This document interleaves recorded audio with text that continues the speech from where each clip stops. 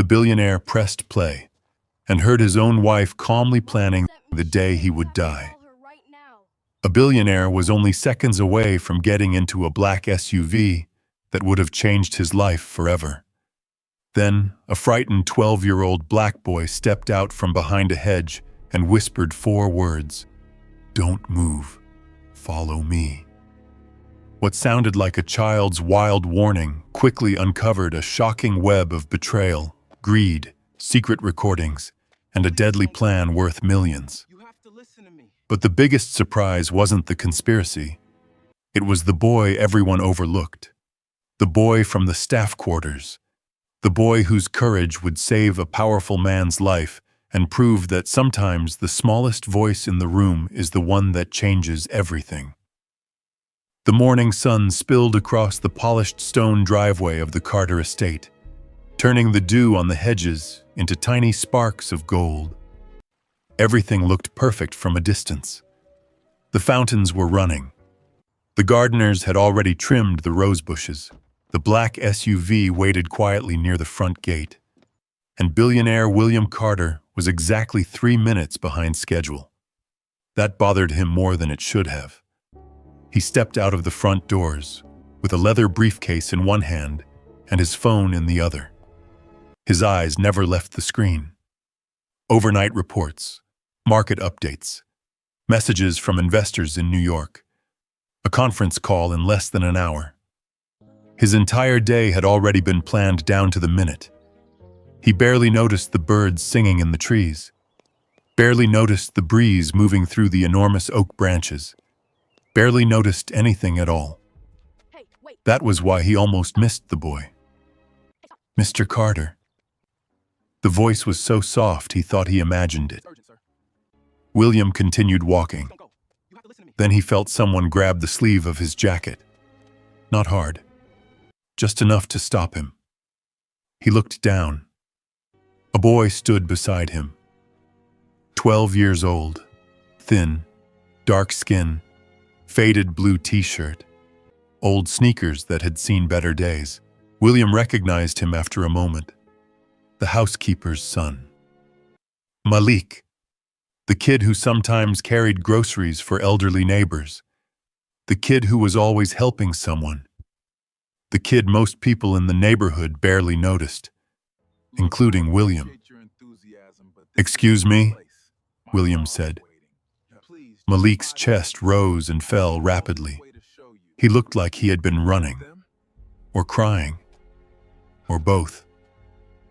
The boy glanced toward the front gate before lowering his voice. "Don't move." William frowned. "What?" "Please," Malik whispered. "Don't move." The urgency in the boy's voice felt strangely out of place against the peaceful morning. William looked toward the waiting SUV. His driver was already standing beside the rear door. Everything seemed normal. "Malik, I'm late for a meeting, please." The boy swallowed. His hands trembled. "Follow me." William almost laughed. Not because it was funny, because it was absurd. A 12-year-old child was standing in the middle of a billionaire's driveway, asking him to abandon his schedule and follow him somewhere. "Is something wrong with your mother?" William asked. "No." "Are you hurt?" "No." "Then what is this about?" Malik looked over his shoulder again. The fear in his eyes sent an unexpected chill through William. The boy leaned closer. So close William could barely hear him. "If you get into that SUV," Malik whispered, "you won't come back." The world seemed to stop. Not dramatically. Not like in a movie. No thunder. No sudden music. Just silence. William stared at him. The fountain continued splashing behind them. A bird landed on a nearby hedge. Somewhere across the property, a lawnmower started. Ordinary sounds. An ordinary morning. Yet something had changed. "What did you just say?" Malik's voice cracked. "I heard them." "Heard who?" "The people talking last night." William felt irritation rising. He was a man who dealt with facts, contracts, numbers, evidence, not mysterious warnings from frightened children. Malik. The boy shook his head. No, sir. His eyes filled with desperation. Please listen. William glanced at his watch. The meeting, the investors, the contracts. His entire life had been built on discipline. You didn't become one of the wealthiest logistics executives in America by changing plans every time something unexpected happened. Yet he couldn't ignore the fear in Malik's face. The boy wasn't acting, wasn't playing, wasn't trying to get attention. He looked terrified. Tell me what you heard. Not here. Malik looked toward the gate again. Please. William followed the boy's gaze. The SUV remained parked exactly where it always parked. The driver stood exactly where he always stood. Nothing looked unusual. And yet, something about the way Malik kept watching the vehicle made William study it more carefully. The black paint reflected the morning sunlight. The license plate appeared correct. The driver wore the standard company uniform. Everything seemed normal. Everything except one strange detail. The man by the SUV wasn't looking at his phone. George always checked sports scores while waiting. Every morning, without fail. The man standing there now simply watched the house, waiting, motionless. William narrowed his eyes. Perhaps it meant nothing. Perhaps. Mr. Carter. Malik's voice pulled him back. Please come with me. The boy's fear was impossible to fake. William looked once more toward the waiting vehicle, then back at Malik, then toward the house. For the first time all morning, he forgot about the meeting, forgot about the investors, forgot about being late, because a question had suddenly appeared in his mind, a question he couldn't explain. What if the boy was telling the truth? A gust of wind moved through the trees. Malik stepped closer. If they see us talking too long, he whispered, it'll be too late. William's heartbeat slowed, not from calm, from focus, the same focus that had helped him survive hostile takeovers and billion-dollar negotiations. The focus that appeared whenever something felt wrong. Very wrong. He slipped his phone into his pocket. Then he made a decision. All right, he said quietly. Relief flooded Malik's face. William lowered his voice. Lead the way. Without another word, the boy turned and started walking toward the side gardens, away from the gate, away from the SUV, away from the life William Carter thought he understood. And as they disappeared behind the tall hedges, neither of them noticed the driver near the gate slowly reaching into his pocket and pulling out a phone, or the brief message he sent. One sentence. Only 3 words. He's not coming. For the first time that morning, someone else's plan had begun to fall apart, and William Carter still had no idea why a forgotten boy from the staff quarters had just saved his life. The two of them moved quickly along a narrow stone path that curved behind the mansion. Tall hedges blocked the view from the front gate. The sound of the fountain faded. So did the sight of the waiting SUV. Malik didn't stop until they reached a small service garden near the back of the property where delivery trucks sometimes unloaded supplies. Only then did he finally turn around. His chest was still rising and falling hard. William studied him carefully. Up close, the boy looked exhausted. There were dark circles under his eyes. His shirt was wrinkled. His sneakers were damp with morning dew. Most surprising of all was the fear.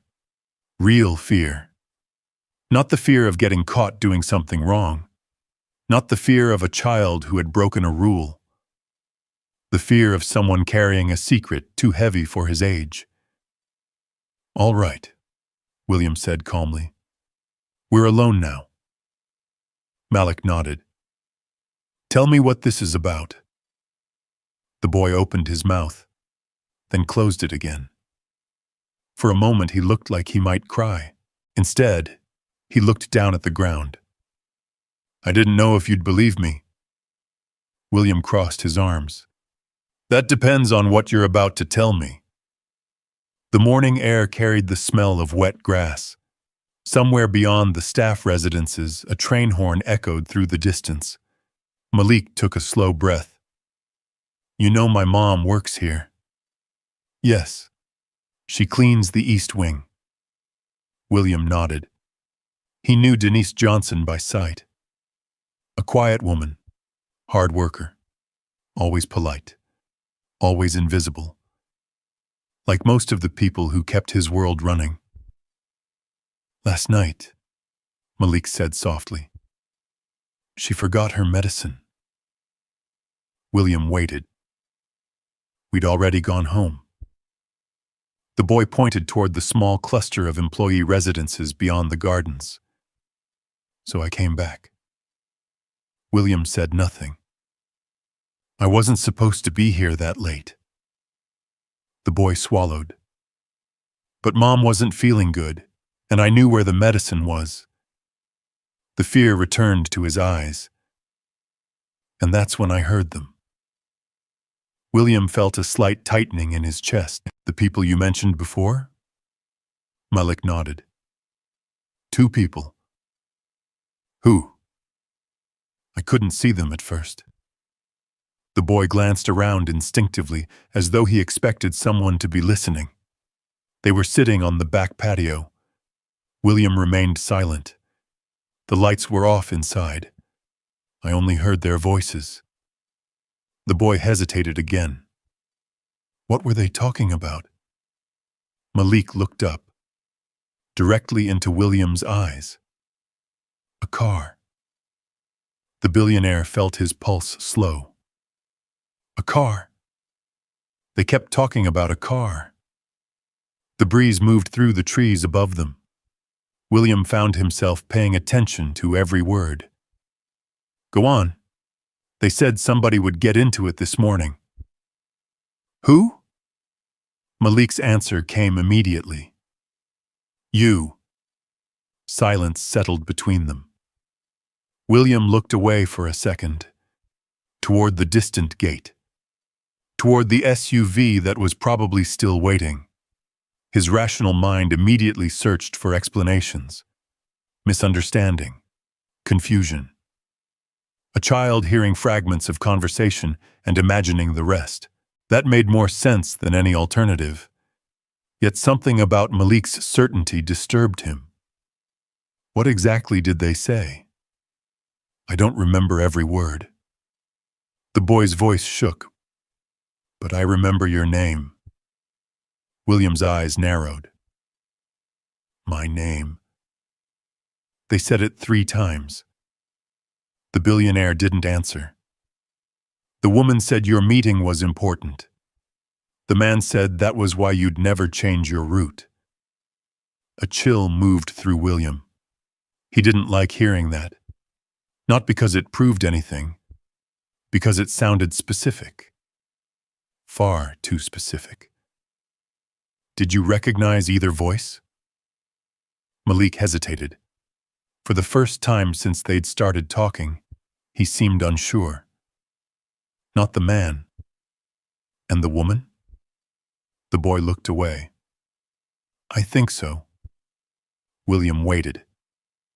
But Malik remained silent. "You think so?" The boy nodded. William studied him carefully. The hesitation wasn't uncertainty. It was fear. The kind of fear that comes when saying something aloud makes it real. Before William could ask another question, a door slammed somewhere behind the mansion. Both of them turned instinctively. A gardener pushed a wheelbarrow across a distant path. Nothing unusual. Yet Malik's shoulders immediately tightened. The boy looked like someone expecting danger around every corner. That realization bothered William more than he wanted to admit. He had spent years building this estate, creating security, control, predictability. And here stood a 12-year-old child acting as though the world had become unsafe overnight. Malik. The boy looked back at him. You said you heard people talking. Yes. You said they mentioned me. Yes. And that's enough to make you think someone is trying to hurt me? Malik shook his head. No. William frowned. No. The boy reached into his pocket, slowly, carefully. William watched him pull out an old phone. The screen was cracked. The protective case had faded years ago.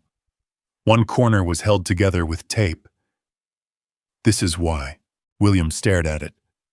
The boy held it tightly. I recorded them. For a moment, neither of them spoke. The wind rustled the hedges. A bird landed nearby and then flew away. William looked at the phone, then at Malik, then back at the phone. You recorded the conversation? Malik nodded. The billionaire felt something shift inside him. Not belief, not yet, but curiosity.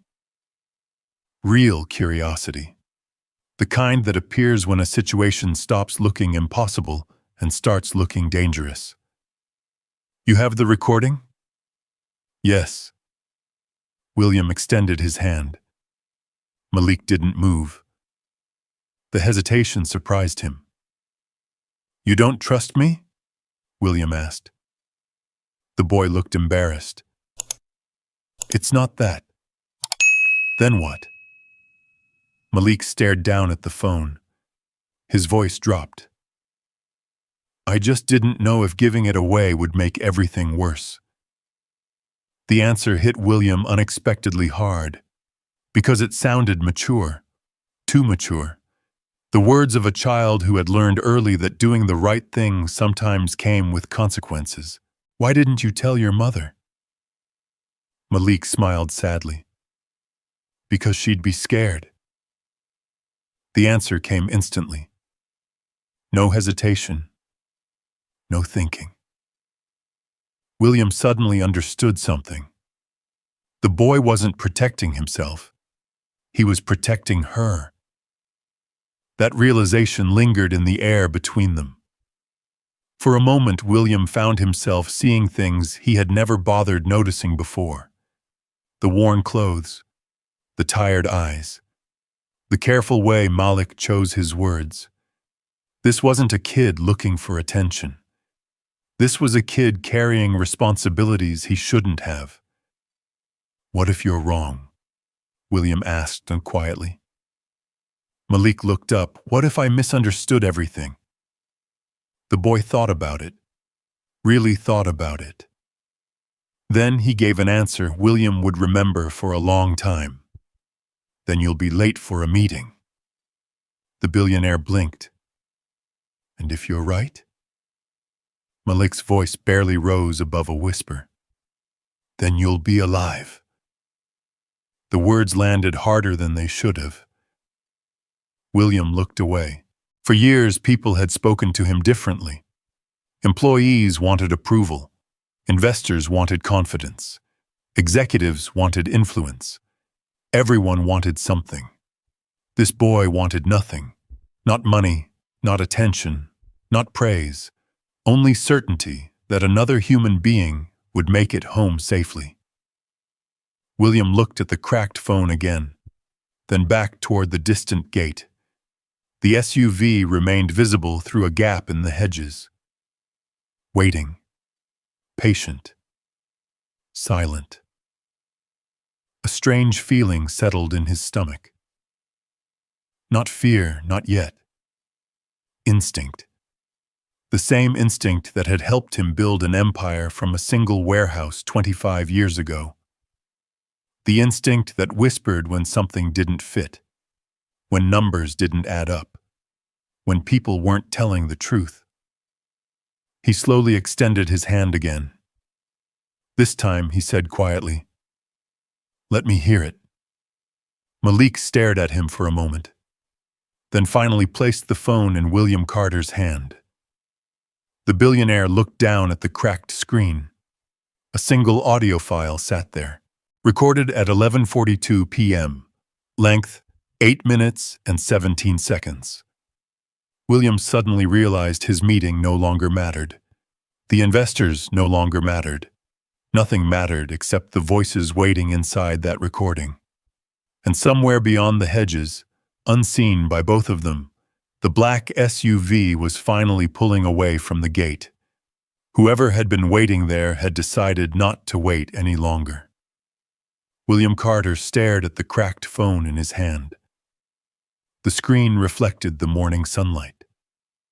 8 minutes and 17 seconds. That was all. 8 minutes that had somehow turned an ordinary Thursday morning into something he no longer understood. He looked at Malik. The boy stood quietly beside him, hands clasped together, waiting, not pushing, not talking, just waiting. William found that strange.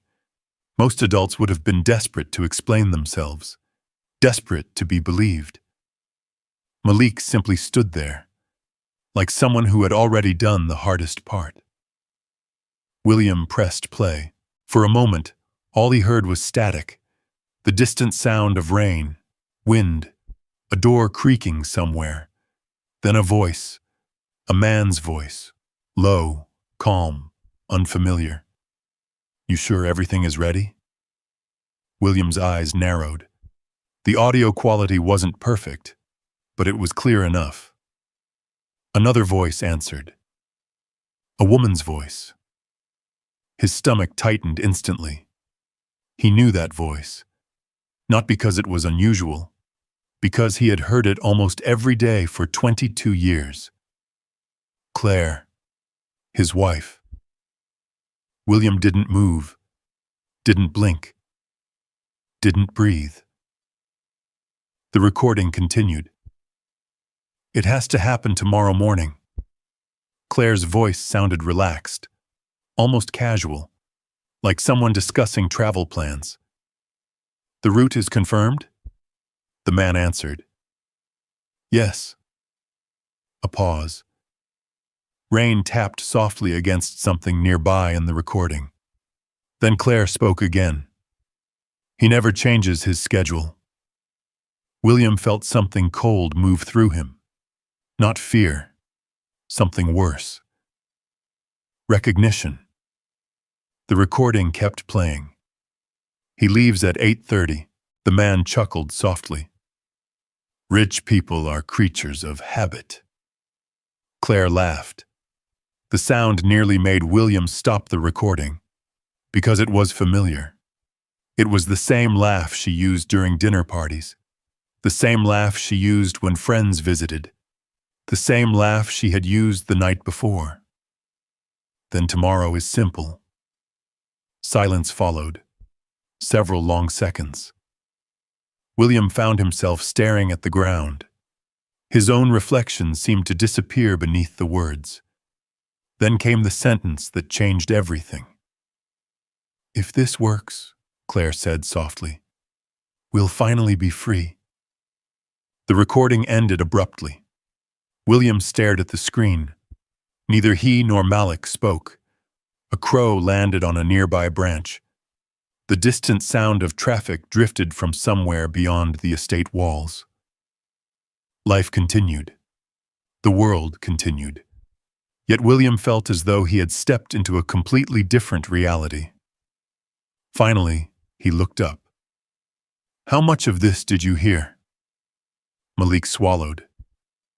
"More than what's on the recording." William's eyes sharpened. "What do you mean?" The boy shifted his weight. "I started recording late." Why? I was scared. The answer came immediately. Honest. Simple.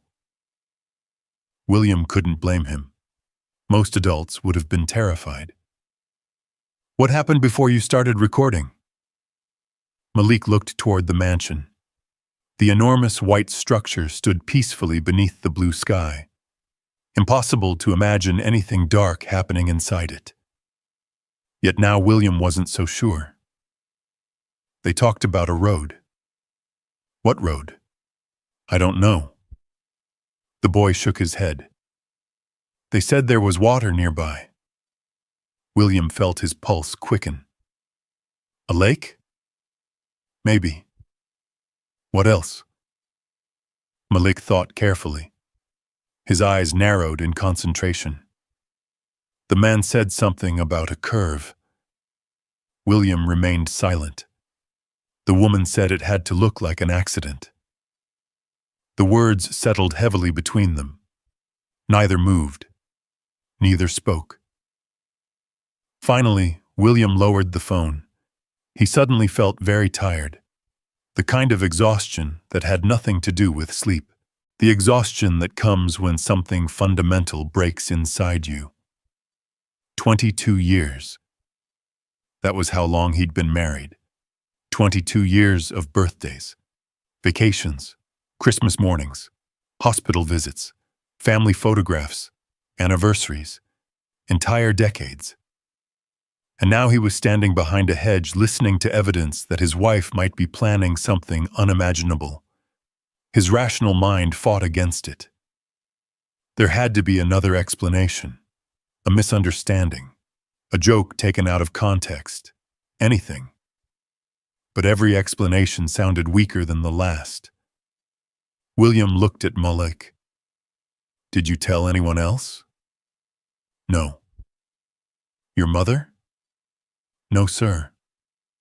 Why not? The boy stared down at his shoes. For a second, he looked much younger than 12. I didn't want her getting in trouble.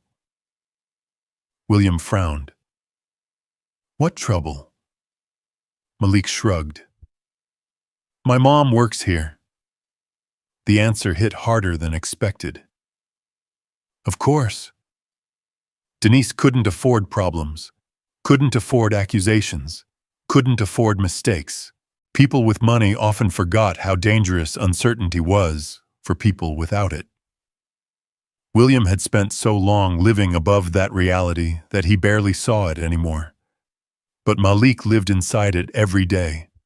One wrong accusation, one misunderstanding, one angry employer, and everything could disappear.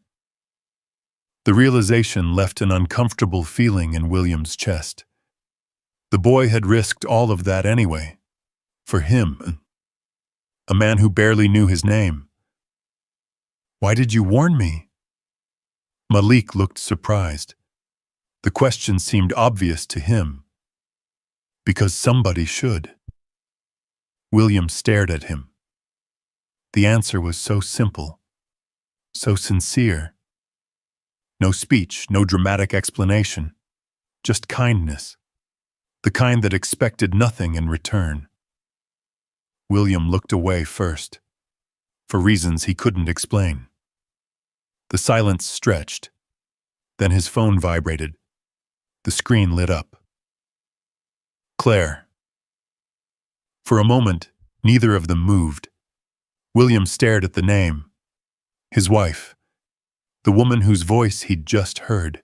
The woman currently expecting him to be halfway to an important meeting. The woman who had no idea he was standing behind a hedge listening to a recording. The phone continued ringing. Malik looked nervous. William understood why. Everything depended on what happened next. If Claire suspected anything, the entire situation could change instantly. The billionaire took a slow breath, then answered. Hey. His voice sounded normal, steady, controlled. Years of boardroom negotiations had taught him how to hide emotion. Claire sounded cheerful. William? Where are you? He glanced at Malik. The boy remained perfectly still. I had to stop for something. What kind of something? A document. A lie came surprisingly easily. Claire laughed softly. Only you would leave for $1 million meeting and forget paperwork. William forced a smile she couldn't see. Apparently. George says the SUV came back. William's heart skipped. Interesting. So she already knew. She was monitoring the situation. I noticed something odd. A pause. Very brief. Very small. But it existed. What do you mean? The driver wasn't George. Another pause. Slightly longer this time. Then Claire laughed again. Oh.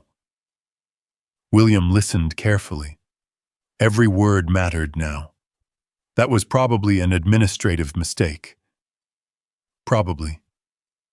You know how those transportation companies are? Of course, neither mentioned the recording. Neither mentioned the warning. Neither mentioned the possibility that everything had just gone terribly wrong. Claire's voice softened.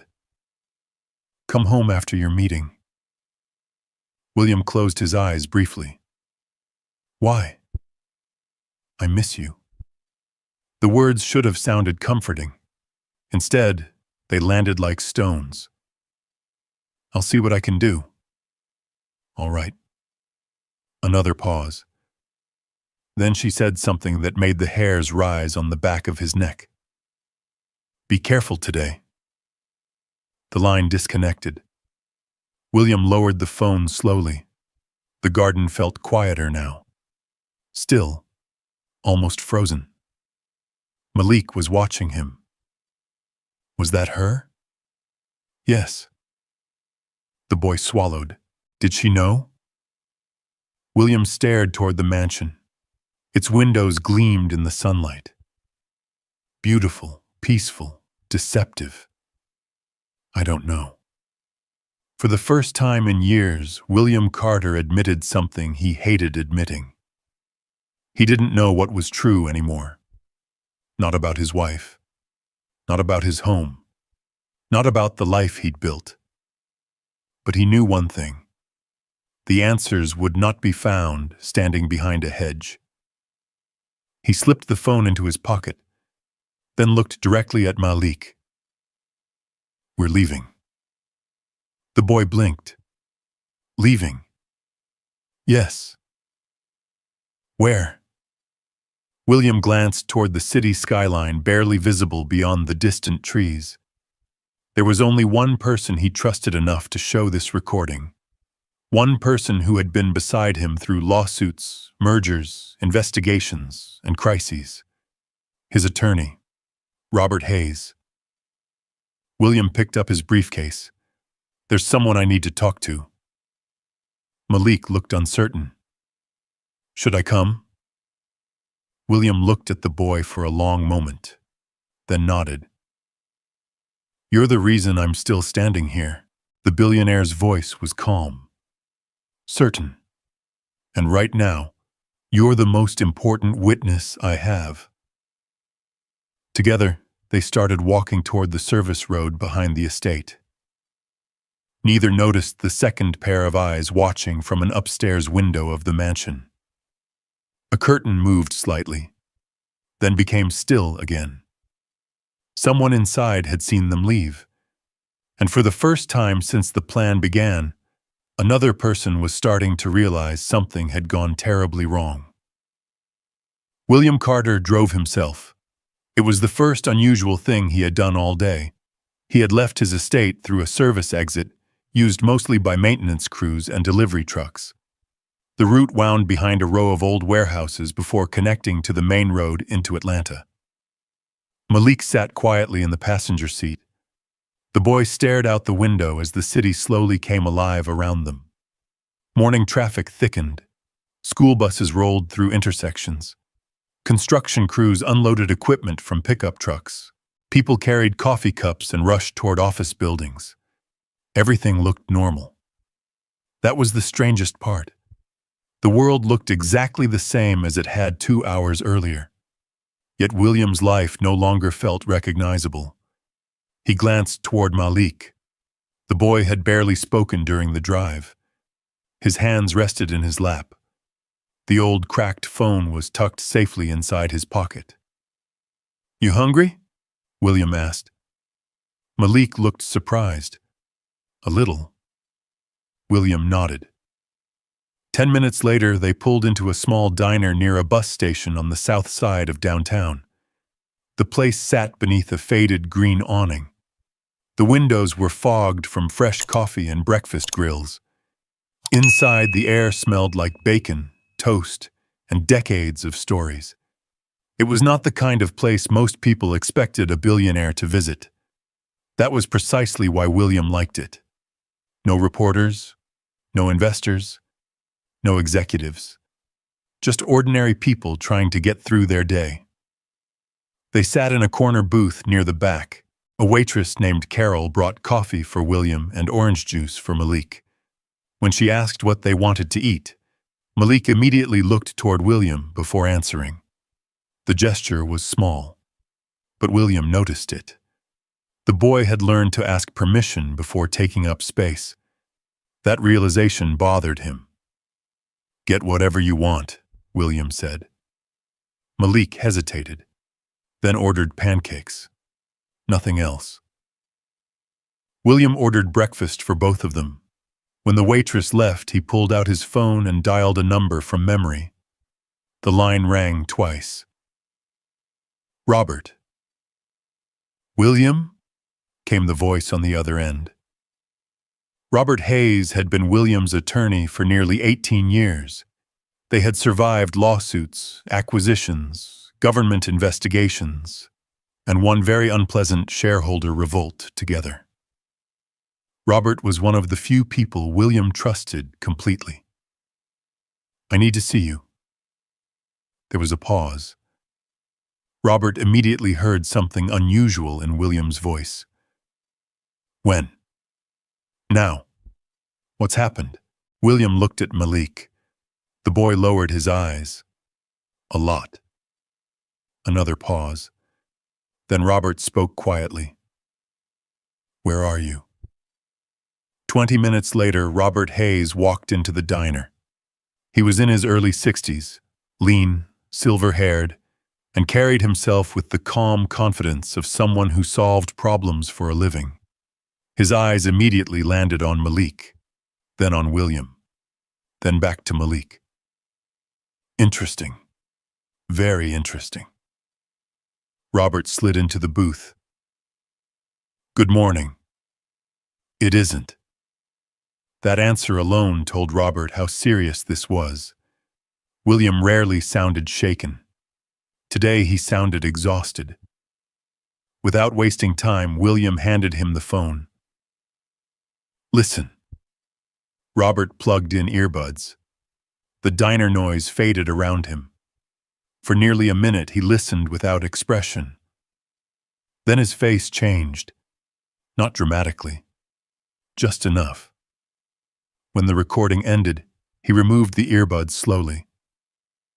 Where did this come from? William nodded toward Malik. The attorney looked at the boy. For a long moment, neither spoke. Then Robert asked a simple question. "You recorded this?" Malik nodded. "Yes, sir." Robert studied him carefully. The attorney had interviewed witnesses, executives, politicians, and criminals throughout his career.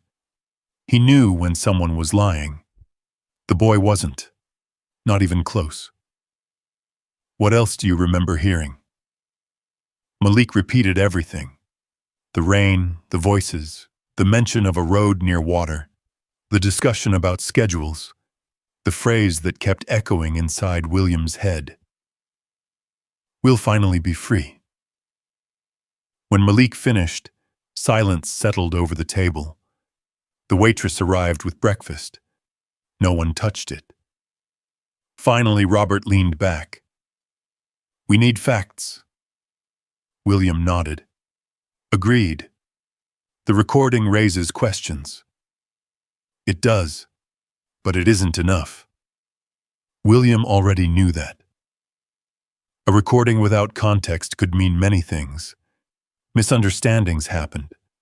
Conversations could be interpreted incorrectly. Yet something felt wrong. Deeply wrong. Robert folded his hands. Start from the beginning. William explained everything. The warning, the SUV, the replacement driver, the phone call from Claire, the strange pauses, the hidden route. Robert listened carefully. When William finished, the attorney stared toward the window. Cars moved through the intersection outside. Pedestrians crossed the street. Normal life. Then Robert suddenly asked, "Who was driving the SUV?" William frowned. "What do you mean? Was it George?" "No." "You confirm that?" "Not yet." Robert's expression sharpened. "Call him. Immediately." William took out his phone. George answered on the second ring. "Mr. Carter?" Relief flooded the man's voice.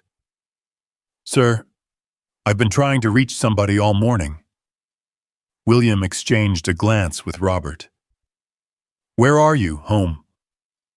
"Why?" A pause. "Because dispatch told me I was off today." William sat up straighter. "What?" "They sent a message yesterday evening." George sounded confused. "Said a replacement driver was covering your schedule this morning." Robert slowly reached for a pen. His eyes never left William. "When did you get the message?" "About 7 o'clock. "Who sent it?" "The office." William's stomach tightened. "No. Not the office. Someone pretending to be the office." When the call ended, nobody spoke for several seconds. The evidence was beginning to form a pattern. And patterns frightened William more than isolated events, because patterns meant planning. Someone had arranged the replacement. Someone knew the schedule. Someone knew George. Someone had access. Robert finally broke the silence. "That's not an accident." William nodded. "No. It means whoever planned this knew your routine." The attorney turned toward Malik. "And if this boy hadn't spoken up..." Nobody finished the sentence. They didn't need to. The diner suddenly felt much smaller. Outside, clouds drifted across the Atlanta sky. The sunlight dimmed slightly. Robert opened his laptop. "I want to check something." His fingers moved quickly across the keyboard. Insurance records, corporate filings, recent legal amendments. He searched quietly for nearly 10 minutes. Then he stopped. His eyes narrowed. "What is it?" William asked. Robert slowly turned the screen around. A document appeared. An insurance policy.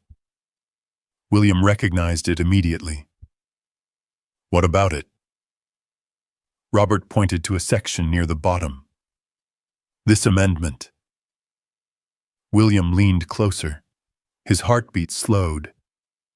Not from calm, from concentration. The amendment had been added 11 months earlier. Coverage increased significantly. Beneficiary listed as Claire Carter, sole beneficiary, no secondary beneficiaries, no trust distribution protections, no corporate review clause, nothing, just Claire. William stared at the document.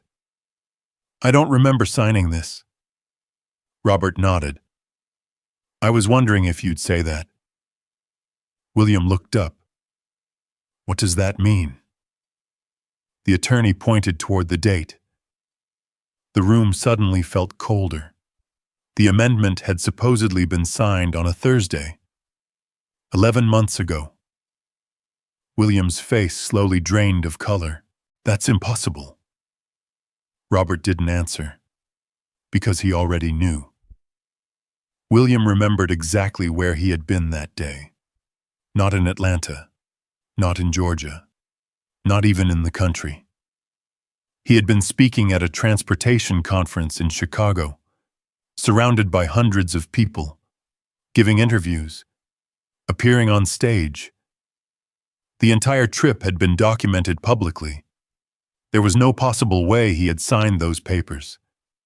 Yet there was his signature. Clear as day. At the bottom of the page. Robert closed the laptop slowly. Neither man spoke. Across the booth, Malik looked from one adult to the other. He didn't fully understand the document, but he understood something important. The fear he had carried all morning was no longer his alone. Now William Carter was carrying it too. Robert finally leaned forward. His voice was lower than before. More serious, William. Yes. I think we have a much bigger problem than a suspicious driver. The billionaire looked at him. Robert's eyes were steady, cold, professional. The eyes of a lawyer who had just connected several pieces of a puzzle. Because if somebody altered your insurance policy, he paused, then delivered the sentence neither William nor Malik wanted to hear. That means this plan didn't start last night. It started a long time ago. And somewhere across Atlanta, Claire Carter was probably beginning to realize that her husband was no longer where he was supposed to be. Rain clouds drifted across the city skyline, turning the morning light gray beyond the diner windows.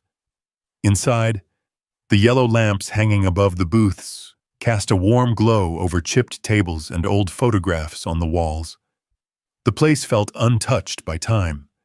People came here because breakfast was cheap and the coffee never stopped flowing. Nobody looked twice at the billionaire sitting in the corner. Nobody noticed the frightened boy beside him. Nobody knew that an entire life was unraveling over cold eggs and untouched pancakes. William stared at the insurance amendment on Robert's laptop. 11 months. That number kept repeating in his head. 11 months ago, someone had begun preparing for a future that was supposed to end with his death. He leaned back slowly. I want everything. Robert looked up. Everything. Every change to my insurance. Every financial transfer. Every document Claire touched. His voice remained calm. Almost too calm. The calmness frightened Robert more than anger would have, because William Carter only became this quiet when something inside him had broken. I'll get it, Robert said. William nodded. Then his eyes drifted toward Malik. The boy sat silently, his orange juice untouched. He looked out the window at a city bus pulling away from the curb. For a moment, he seemed far away, lost in thought. William realized something. The child hadn't slept. Not really. His eyes carried the heavy look of someone who had spent an entire night deciding whether to do the right thing, and wondering if doing the right thing would destroy his life. The realization settled heavily in William's chest. Malik. The boy turned. Yes, sir. How long were you awake last night? Malik hesitated. Most of it. Robert stopped typing. William frowned. You didn't go to sleep? The boy shook his head. I kept thinking about it. The conversation? Yes. William waited. I wasn't sure what to do. The words came quietly. I thought maybe I heard it wrong. I thought maybe I should forget it. The boy looked down. But every time I tried to sleep, I kept seeing that SUV. Silence settled over the booth. I kept thinking about you getting inside. The diner noise seemed to fade. William looked at him carefully. No child should have carried something like that alone. Yet Malik had, because he believed somebody's life might depend on it. The billionaire suddenly remembered something. Not a business deal, not a board meeting, a memory, a long time ago. Before the money, before the company, before the private jets and luxury homes. Back when he was 22 years old and sleeping in the back room of a warehouse he couldn't really afford. He remembered being invisible. He remembered what it felt like when nobody listened. Nobody believed. Nobody cared. Success had buried that memory beneath decades of wealth. Now a 12-year-old boy was digging it back up. Robert's phone buzzed. The attorney glanced at the screen. His expression changed immediately. "What is it?" William asked. "I got a hit." Robert opened an email. Several files appeared. Names, dates, documents.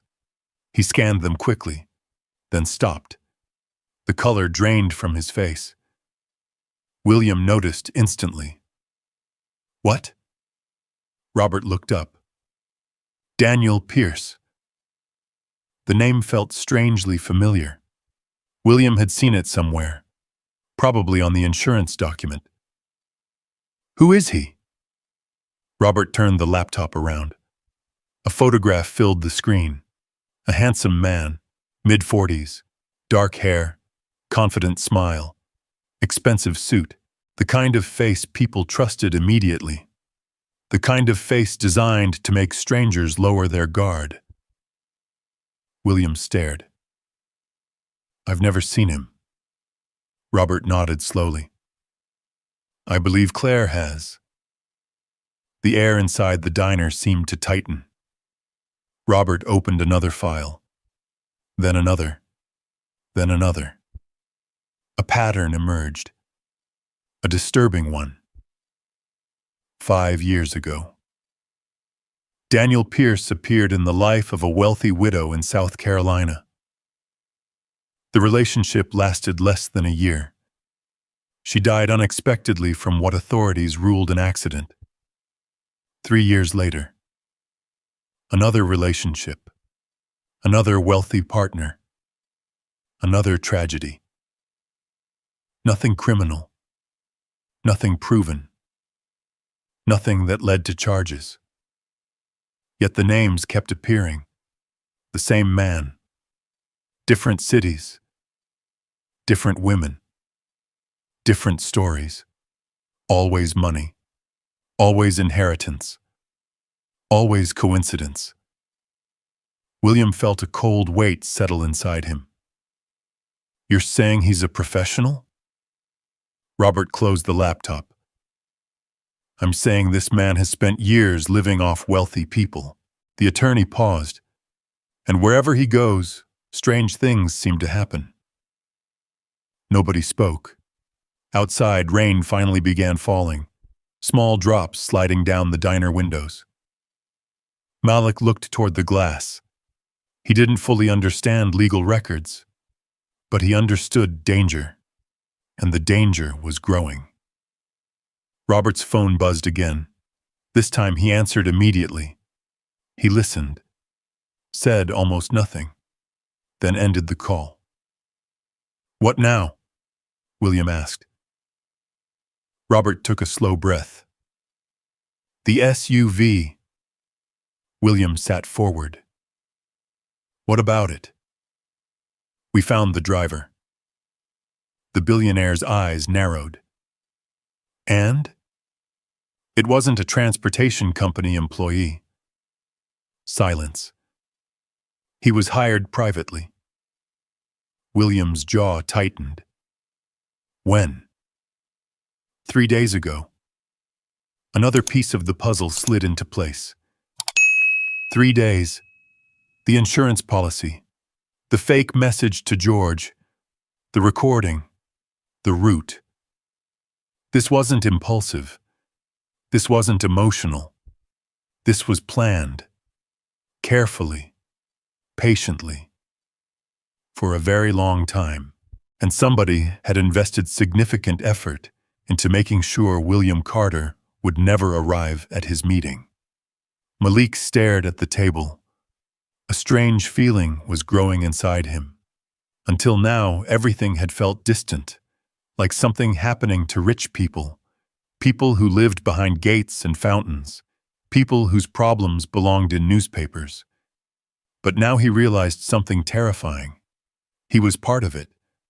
The moment he had spoken up, he had stepped into the middle of someone else's secret. Someone dangerous. Someone willing to plan for months. Someone who might eventually start asking questions. Robert seemed to reach the same conclusion. His eyes shifted toward Malik, then toward William, then back again. "We need to talk about the boy." The statement hung in the air. William immediately understood. "So do I." Robert lowered his voice. "If the plan failed this morning, they'll want to know why." "Yes, and eventually they'll retrace every step." The rain tapped softly against the windows. A police siren wailed somewhere in the distance, then faded. Robert folded his hands.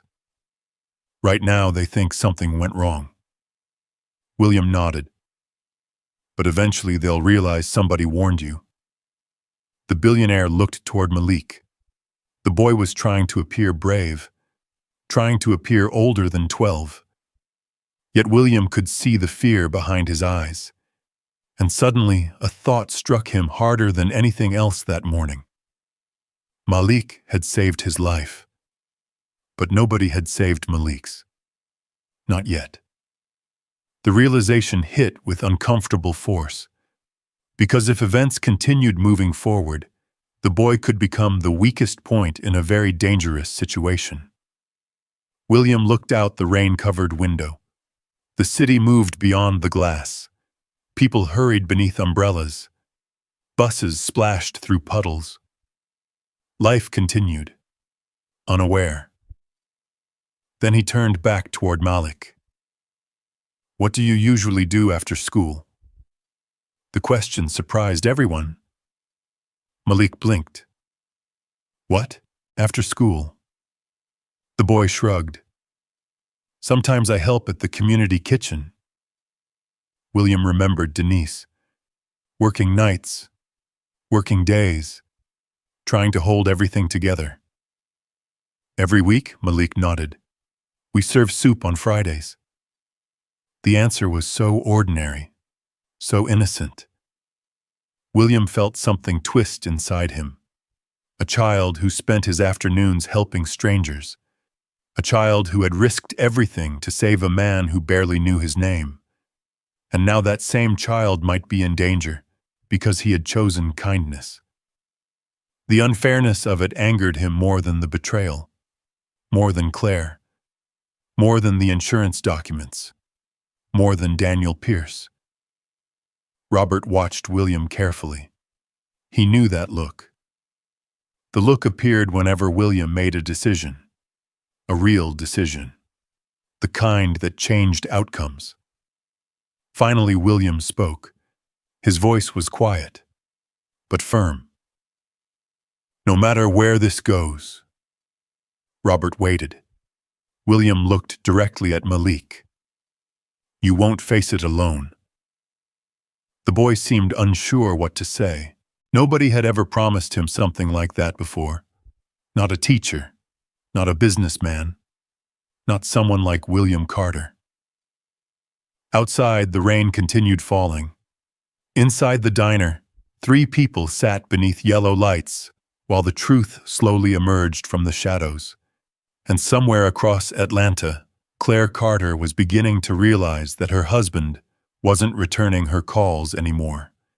For the first time in nearly a year, the future she thought she had built was beginning to crack. She just didn't know how badly. The rain continued to fall over Atlanta, By early afternoon, the streets shimmered beneath gray skies and flashing traffic lights. Water rolled along curbs and gathered in shallow puddles beside bus stops. Inside the diner, however, time seemed frozen. William Carter sat silently, staring at the window. The coffee in front of him had gone cold. Across from him, Robert Hayes was making phone calls, one after another. Quiet, precise, efficient, the way he always did when a problem was bigger than it first appeared. Malik remained in the booth, watching people hurry through the rain outside. For a while, nobody spoke. Then Robert finally ended a call and closed his phone. His expression told William everything. The situation had become worse. Much worse. "What did you find?" William asked. Robert leaned back slowly. "I found the notary." William looked up. "The one connected to the insurance amendment?" "Yes." "And?" The attorney took a breath. "He's retired. That's not unusual, no." Robert paused. "But what is unusual is what he remembers." The noise of dishes clattering somewhere in the diner seemed distant now. William felt himself focusing completely. What does he remember? Robert folded his hands. He remembers Claire. The answer landed heavily. William didn't react outwardly. Years of business negotiations had trained him well, but inside something tightened. When? 11 months ago. The exact same period. The exact same timeline. Robert continued. "The notary says Claire visited the office personally." William stared at him. "Personally?" "Yes. And according to him, she arrived with a man." A long silence followed. William already knew what name was coming next, even before Robert spoke it. Daniel Pierce. Outside, thunder rolled somewhere over the city, soft, distant. William looked down at the table. The pieces were connecting faster now. Too fast. The recording, the driver, the insurance documents, the notary. Daniel, Claire. A plan stretching back nearly a year, maybe longer. The realization left him feeling strangely empty. Not angry, not yet.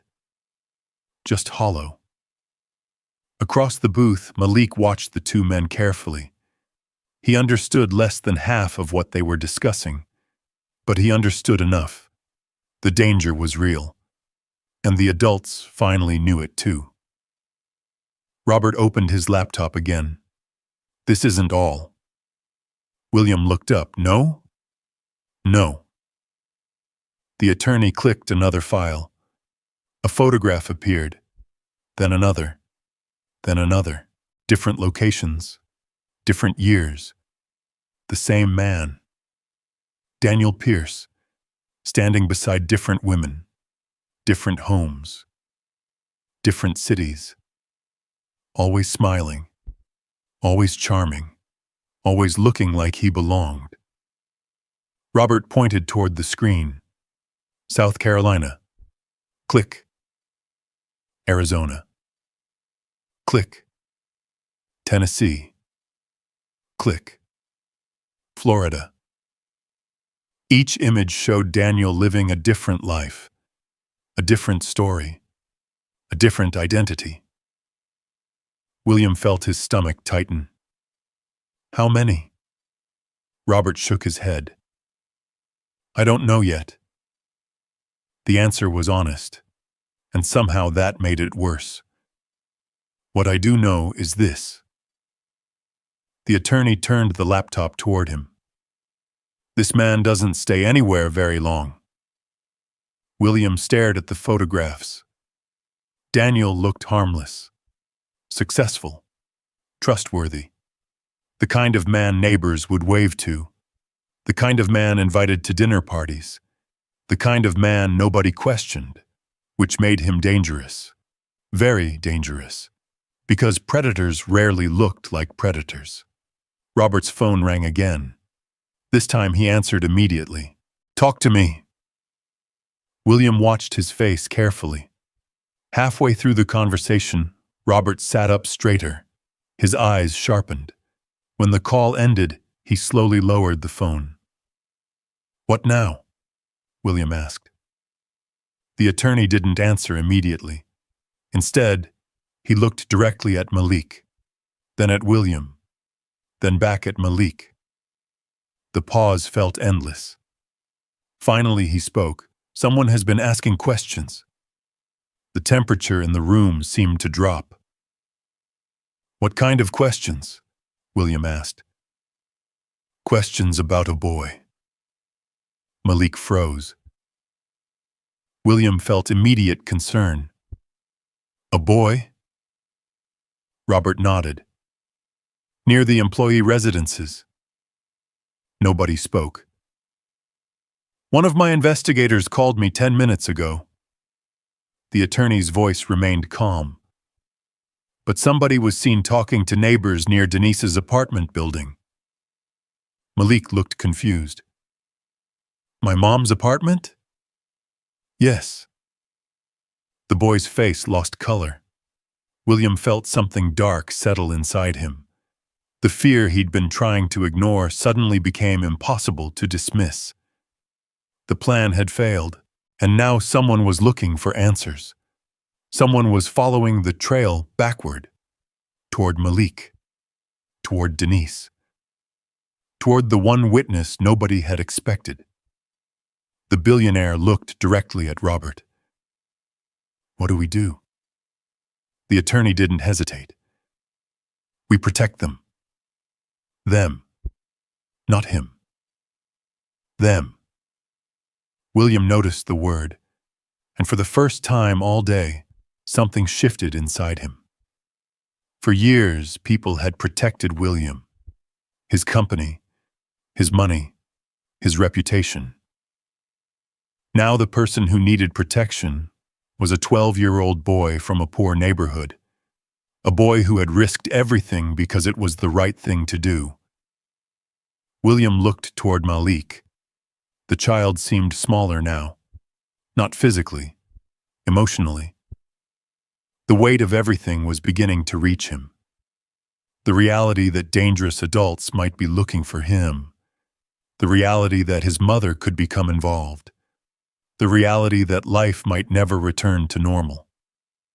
And still, he hadn't once asked for a reward. Not once. That fact stayed with William. Then a memory surfaced unexpectedly. A different time. A different life. He remembered being 12 himself, growing up in a small town where his father worked double shifts, remembering nights when the electricity nearly got shut off, remembering how frightening uncertainty felt. The difference was simple. Nobody had protected him. Nobody had stepped in. Nobody powerful had noticed. He looked at Malik again and quietly made a decision, one that surprised even him. "Where does your mother work tonight?" he asked. Malik blinked. "The community kitchen. The one near Grant Street?" The boy nodded. William looked at Robert. "We need to see her." Robert agreed immediately. "Before someone else does." Outside, the rain had begun falling harder. Cars moved slowly through the streets. Headlights reflected off wet pavement. The city seemed darker now, more uncertain. The three of them finally stood. The waitress brought the bill. William paid without looking. As they walked toward the exit, Malik stopped beside the window. For a moment he watched people running through the rain. An elderly man helping his wife cross the street. A teenager sharing an umbrella with a younger child. Ordinary acts of kindness. Small things. The kind of things he noticed. The kind of things most people ignored. William stopped beside him. "What is it?" Malik looked out at the storm, then gave a small shrug. I just hope my mom's okay. The simplicity of the answer struck William harder than any evidence they'd uncovered. The boy wasn't worried about himself. He was worried about Denise. As always. Someone else came first. William nodded slowly. We'll make sure she is. The three of them stepped outside. Cold rain greeted them immediately. Traffic hissed across wet roads. The city moved around them in a blur of headlights and gray skies. And somewhere else in Atlanta, Claire Carter sat in a beautiful house filled with expensive furniture and carefully planned lies. Her phone rested on the kitchen counter. 3 unanswered calls to William. No response. No explanation. No sign that her husband was where he should be. For the first time since morning, fear was beginning to creep into her thoughts. Because plans depended on certainty, and certainty was disappearing. Meanwhile, across town, a black sedan sat parked near a modest apartment building. Inside, a man watched the entrance through rain-streaked glass, waiting, observing, looking for answers. And he had no idea that William Carter was already moving faster than anyone expected, including him. The rain followed them across the city. William drove this time. Robert sat in the front passenger seat, answering messages and taking occasional calls. Malik sat in the back, staring out the window as Atlanta blurred into streaks of gray, red brake lights and reflections on wet pavement. For most of the drive, nobody spoke. The silence wasn't uncomfortable. It was heavy, the kind of silence that settles over people when they know something important has changed and there is no way to go back. The community kitchen stood on Grant Street, in an aging brick building squeezed between a laundromat and a discount grocery store. The sign above the door had faded years ago. A small line of people waited beneath umbrellas outside. Some were elderly. Some were families. Some were simply trying to get through another difficult week. The smell of soup and fresh bread drifted into the rain. Malik immediately recognized the place. This is where Mom works. William parked across the street. For a moment, he simply watched. People moved in and out carrying trays. Volunteers unloaded boxes from a van. An older woman swept water away from the entrance. Nothing looked unusual. Yet Robert was studying the area carefully. What is it? William asked. The attorney nodded toward the far corner of the block. A dark gray sedan sat beneath a dead oak tree. Its engine wasn't running. Its lights were off. But someone was inside, watching. William felt his jaw tighten. The same car? Maybe. Robert didn't sound certain. But it's the kind of coincidence I don't like. Neither did William. Across town there were thousands of parked cars, yet somehow one was sitting directly across from the place where Denise Johnson worked, a place few people would have reason to watch. Malik followed their gaze. His face paled. Do you think they're looking for me?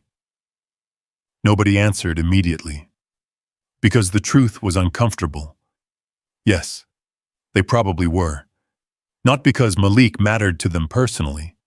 Because he represented something dangerous. A loose end. A witness. The one thing nobody had planned for. William looked at the boy through the rearview mirror. The fear was becoming visible now. Not panic. Not hysteria. Just the quiet realization that adults with bad intentions might know his name. And that realization should never belong to a 12-year-old child. We're going inside, William said. Robert nodded. Agreed. They crossed the street together. Rain tapped softly against umbrellas. The line outside shuffled forward. Nobody paid much attention to William. His expensive coat and polished shoes looked strangely out of place among the working-class neighborhood. But most people were too busy dealing with their own lives to care. Inside, warmth greeted them immediately. The kitchen smelled of vegetables, broth, and fresh rolls. Volunteers moved between tables. Conversations filled the room. Laughter appeared here and there. Despite the hardship many people carried, there was life in the building. Real life. The kind money couldn't buy. "Malik!" The voice came from across the room. Denise Johnson hurried toward them. Relief flooded her face the moment she saw her son. Then confusion replaced it. Because standing beside him was William Carter, and beside William stood one of Atlanta's most respected attorneys. The combination made no sense. Not in her world. Not in any world. "Malik, where have you been?" She immediately knelt beside him. "Were you at school?" The boy looked guilty. "No, Mom." Denise closed her eyes briefly. Of course. Something had happened. She stood slowly. Her attention shifted toward William. "Mr. Carter?" William could see exhaustion in her face. Years of double shifts. Years of worrying about bills. Years of carrying more responsibility than one person should. Yet there was kindness, too. The same kindness Malik carried. Now he understood where it came from. "Denise," William said quietly, "we need to talk." Her expression changed instantly. Fear. People in Denise's position rarely heard those words without expecting trouble. Had she done something wrong? Was she being fired? Had Malik gotten into trouble? William recognized the look immediately and hated it. "You're not in trouble," he said. The relief was small, but visible. "Can we sit somewhere private?" Denise nodded slowly. A few minutes later, they gathered in a storage room behind the kitchen. Stacks of canned food lined metal shelves. The hum of an old refrigerator echoed softly in the corner. Outside, rain tapped against the back door. William explained everything. Not every detail. Not Daniel's entire history. Not the insurance documents. Just enough. Enough for Denise to understand why Malik had disappeared that morning. Enough for her to understand why William had spent the day with him. Enough for her to realize the danger was real. When he finished speaking, the room became silent. Denise stared at her son. Her eyes filled with tears, not because she was angry, because she finally understood what he had been carrying alone. "Oh, baby." She wrapped her arms around him. Malik hugged her tightly. For a moment, neither moved. William looked away. Some moments felt too personal to watch. Denise eventually pulled back. Her hands rested on Malik's shoulders. "You should have told me. I didn't want you scared." The answer broke her heart. William could see it. Because parents recognized sacrifices their children should never have to make. Denise wiped her eyes, then looked at William. "What happens now?" Robert answered first. "We stay ahead of them." "Them?" "The people involved." The room grew quiet again. Outside, thunder rolled somewhere over the city. Denise slowly nodded. She understood enough. More importantly, she trusted her instincts. And her instincts told her this situation was dangerous. A knock interrupted them. Everyone froze. The sound came again. 3 short knocks, 1 long. Robert immediately moved toward the door. Carefully. When he opened it, an elderly volunteer stood outside. "Sorry to interrupt." The woman looked nervous. Denise? What is it? The volunteer glanced toward the front windows.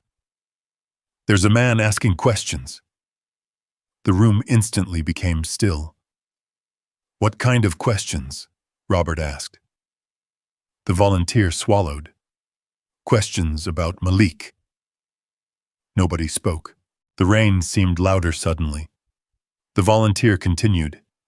He said he was doing neighborhood outreach, but something felt off.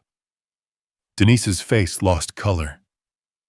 Malik stepped closer to his mother. William felt a cold wave move through him. It was happening faster than expected. Much faster. Robert took out his phone immediately. Where is he now, outside? The attorney exchanged a look with William. No words were needed. The message was clear. The search had begun. Someone was already following the trail, and they had reached Malik. William walked to the small window near the back of the storage room. Through the rain-streaked glass, he could see the front sidewalk. People entering.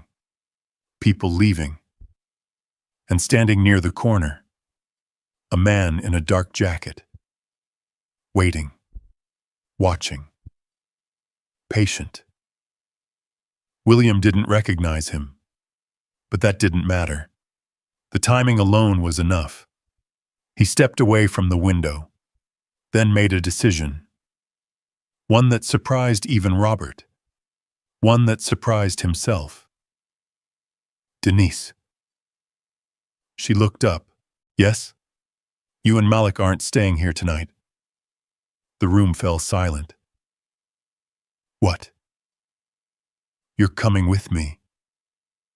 Denise stared at him, certain she had misheard.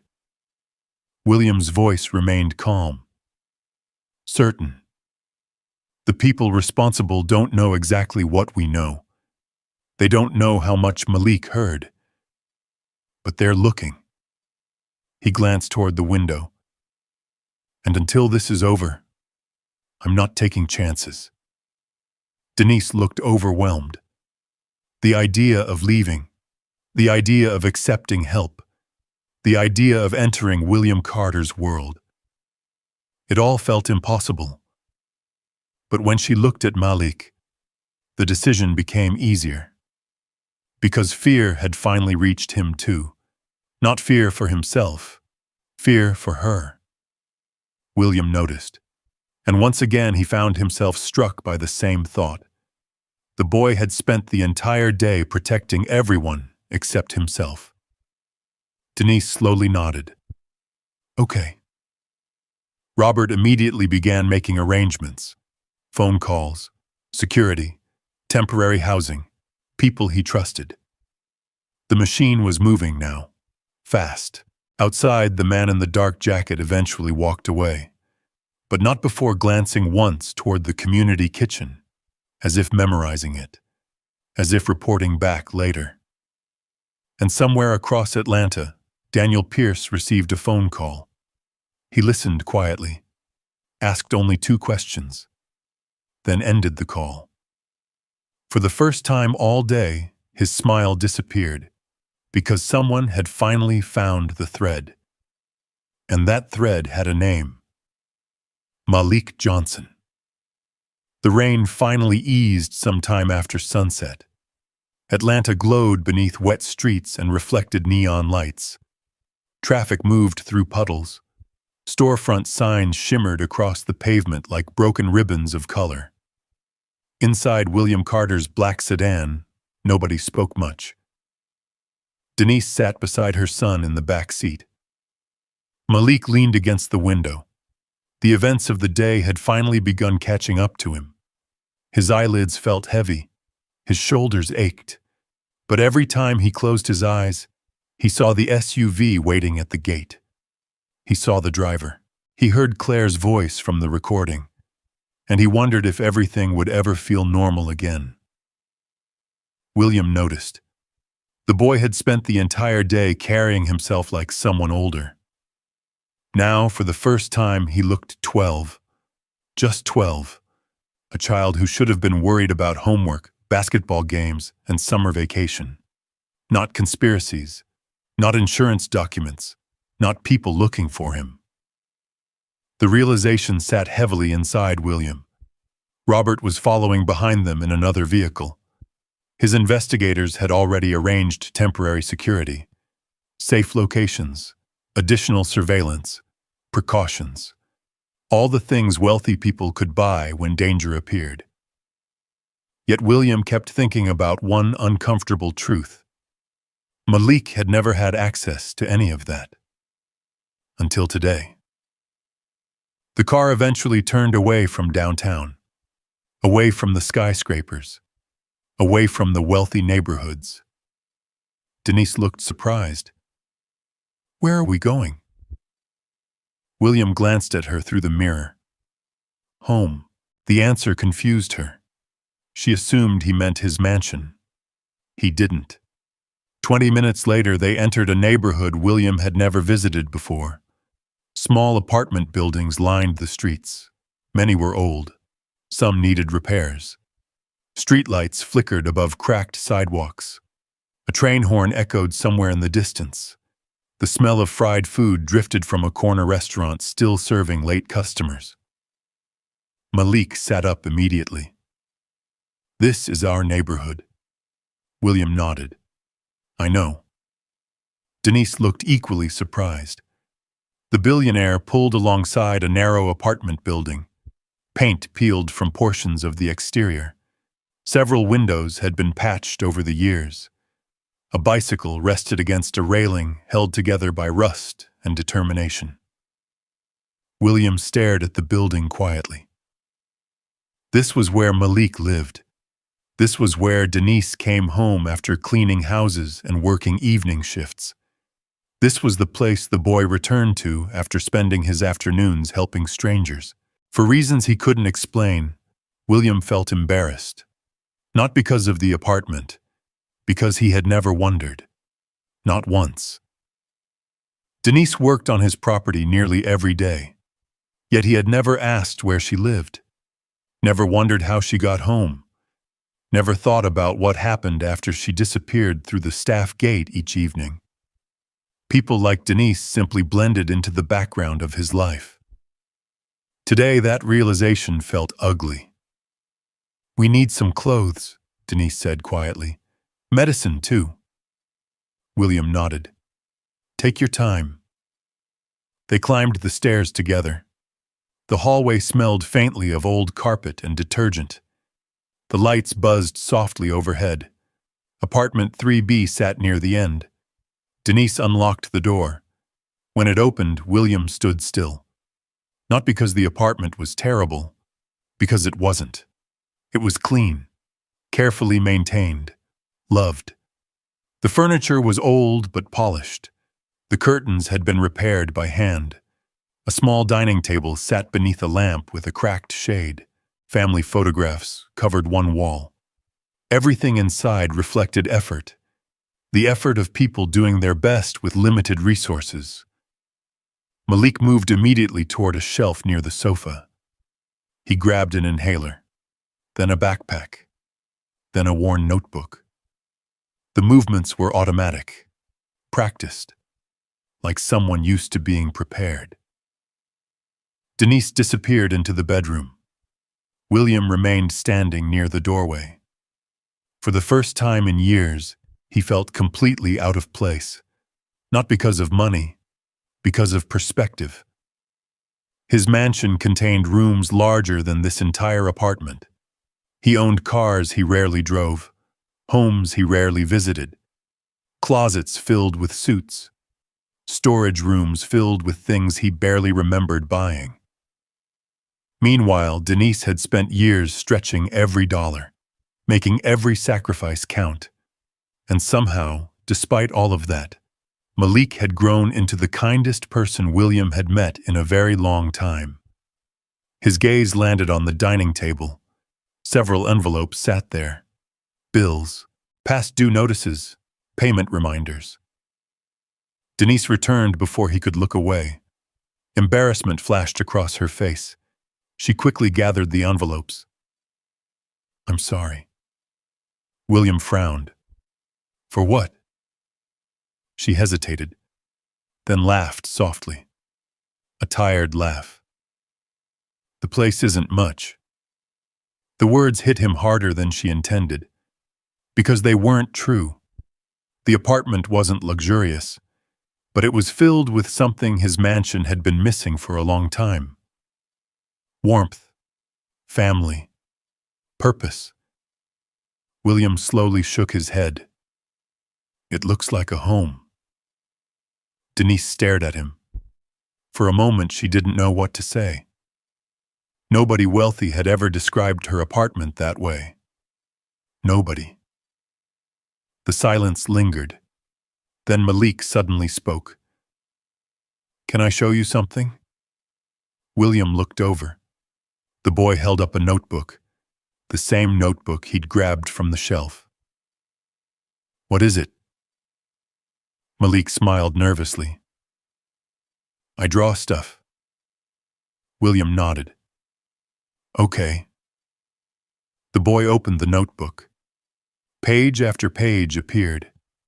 Sketches, ideas, machines, simple inventions, community gardens, rain collection systems, wheelchair ramps, portable water filters. William blinked, then looked closer. The drawings weren't childish doodles. They were thoughtful, detailed, creative. Each page contained notes, measurements, questions, possible solutions. Some were rough, others surprisingly sophisticated. The billionaire turned another page, then another. His expression slowly changed. "When did you start doing this?" Malik shrugged. "A while ago. How long?" "Since I was little." William looked up. "Who taught you?" The boy smiled. "Nobody." The answer surprised him. "You taught yourself?" Malik nodded. "I watch videos at the library." The room became quiet. William turned another page. A small filtration device. Simple. Portable too. Designed to provide clean drinking water using inexpensive materials. "What is this?" Malik brightened immediately. "It's for the kitchen." "The community kitchen?" "Yeah." The boy leaned closer. "Sometimes they spend too much money on bottled water." His finger moved across the sketch. "I thought maybe this could help." William stared at the drawing. Not because it was perfect, because it came from the mind of a child who spent his free time trying to solve problems for other people. Not make money, not become famous. Help people. The same motivation that had led him to speak up that morning. The same motivation that had saved William's life. Something shifted inside the billionaire. A realization, a painful one. For years, he had spent millions identifying talented people, recruiting executives, funding innovation, building teams. Yet extraordinary potential had been living quietly in the staff apartments behind his estate, and he had never noticed. Not once. A knock interrupted the moment. Everyone froze. Instantly, the room became silent. Another knock followed. Denise's face tightened. William stood. So did Malik. For one long second, nobody moved. Then William's phone vibrated. A text from Robert. "Security team." "That's us." The tension dissolved immediately. Denise exhaled. Malik laughed nervously. William opened the door. Two plainclothes security professionals stood outside. Professional, calm, alert. Robert stepped from the stairwell behind them. "We're good," he said. Then his eyes landed on the notebook. "What are we looking at?" William handed it over. Robert flipped through several pages. His eyebrows slowly rose. "These are yours?" Malik nodded. The attorney looked genuinely impressed. "Kid, these are good." Malik smiled awkwardly. Compliments still made him uncomfortable, especially from adults, especially from people like Robert. The attorney handed the notebook back. Then his expression became serious. "We should go." The reminder brought reality back into the room. Daniel, Claire, the man outside the community kitchen. The danger hadn't disappeared, not even close. Denise gathered a small bag. Malik slipped the notebook into his backpack. Then they left together. As they walked down the hallway, William glanced back one last time at apartment 3B. The worn carpet, the chipped paint, the small door. For years he had believed success was measured by what a person accumulated. Tonight he had walked into a tiny apartment and discovered something far more valuable. Character. And the person with the strongest character he'd met all year happened to be a 12-year-old boy who had been invisible to almost everyone around him, including William Carter. Outside, the rain had finally stopped. The clouds were beginning to break apart. And for the first time since morning, William wasn't thinking about the company, or the money, or even Claire. He was thinking about Malik, and wondering how many other remarkable people spent their lives unseen simply because nobody important ever stopped to look. That thought stayed with William Carter long after midnight. He sat alone in a secure hotel suite Robert had arranged on the north side of Atlanta. The room was quiet. Outside, city lights stretched across the darkness. Inside, the silence felt different from the silence inside his mansion. His mansion had become a place filled with questions. This room held something else: clarity. For the first time in 22 years, he was away from Claire without explaining where he was. For the first time in nearly a year, someone else's carefully designed plan was no longer unfolding the way it should. And for the first time in a very long time, William wasn't reacting. He was preparing. The next morning arrived cold and gray. Low clouds drifted over Atlanta. A light fog hovered above the highways leading north.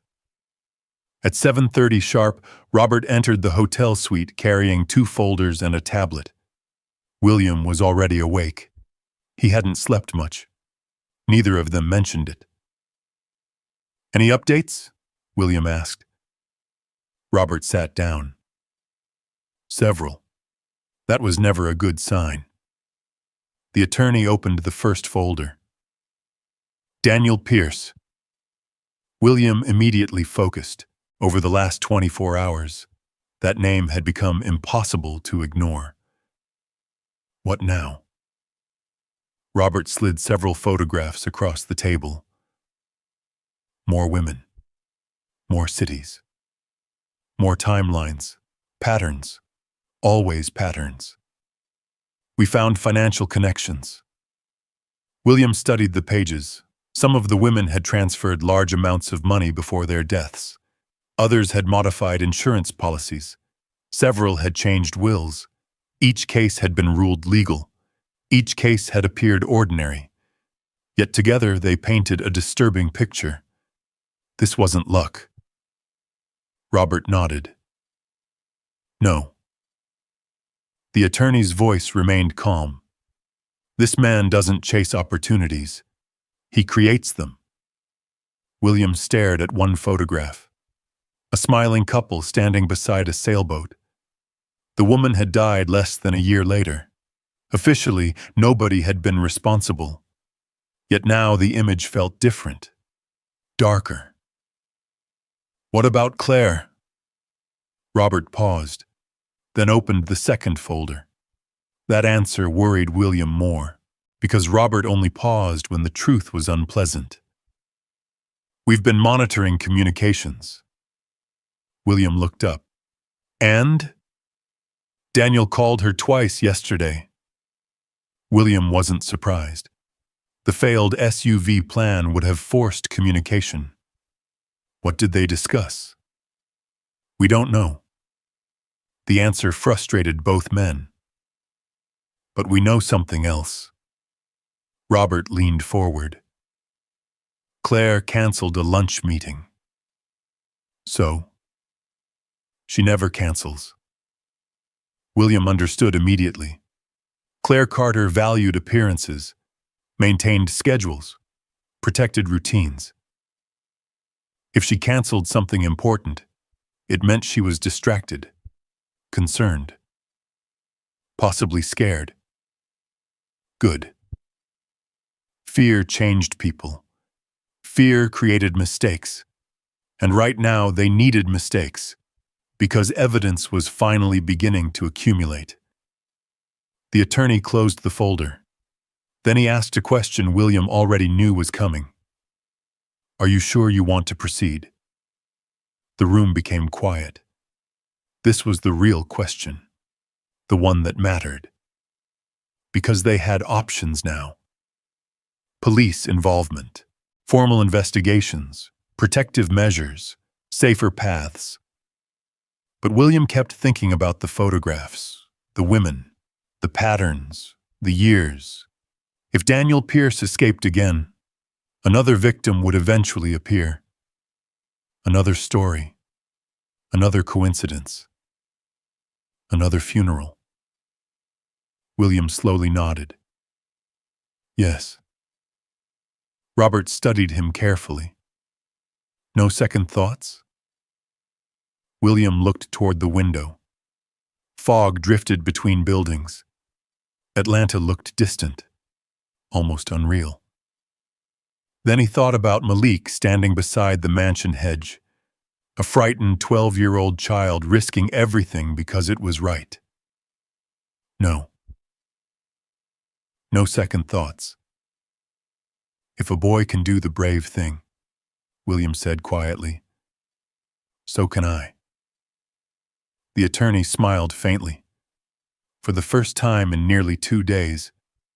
Then we moved forward. Across the city, meanwhile, Malik sat inside a private guest residence owned by one of William's companies. The place felt larger than any home he'd ever seen. Not enormous, but comfortable, safe. Denise stood in the kitchen preparing breakfast. The smell of eggs and toast drifted through the house. Normally, mornings felt rushed. Work schedules, school schedules, bills, stress. Today felt different, not easier, just quieter. Malik sat at the dining table drawing. His notebook remained open. A pencil moved across the page. Lines, shapes, measurements, ideas. The act helped him think, helped him stay calm. Denise watched him from the kitchen. For the first time in years, she didn't have to leave for work. William had insisted. Temporary leave, full pay, no arguments. The memory still felt surreal. A billionaire had spent more time talking to her son in 2 days than some teachers had in 2 years. The realization made her emotional every time she thought about it. Her phone rang. She answered immediately. It was William. Good morning. Morning. His voice sounded tired, but determined. How's Malik? Denise smiled slightly. Drawing. Good. A pause followed. Then William asked something unexpected. Has he always been like this? She laughed softly. Like what? The helping people part. The answer came instantly, always. William listened quietly. He used to bring home stray animals. Denise smiled at the memory. One time he tried to rescue 3 ducks from a drainage ditch. William laughed. The sound surprised both of them. Denise continued. He gets that from his father. The room became quiet. William had never asked about Malik's father. Now he realized he wanted to know what happened to him. Denise looked toward her son, still drawing, still focused. He passed away when Malik was little. I'm sorry. She nodded. Thank you. Then she smiled again. But he would have been proud of him. William believed that. Absolutely. After the call ended, he sat quietly for several moments.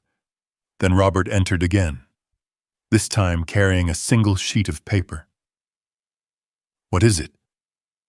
The attorney handed it over. William read. His expression changed immediately. Lake Hartwell. Robert nodded. The exact location mentioned in the recording. The route. The road. The supposed accident site. Everything connected. We confirmed surveillance activity there. William folded the paper slowly. The moment had arrived. The trap. The bait. The final test. Robert sat down across from him. We tell Claire the meeting has been rescheduled. William nodded. We used the same route, same departure time, same vehicle. The attorney finished the sentence. And we wait.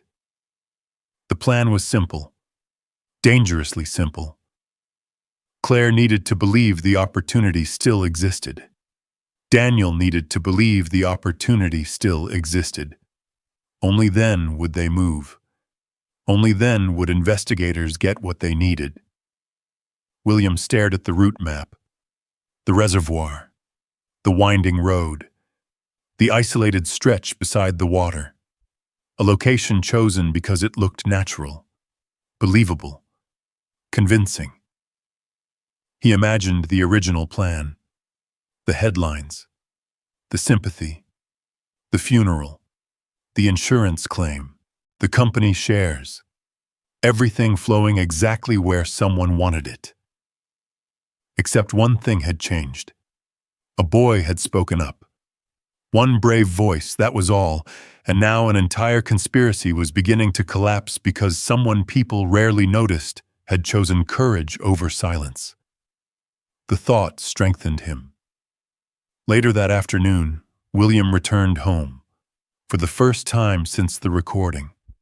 For the first time since everything changed. The mansion stood exactly as it always had.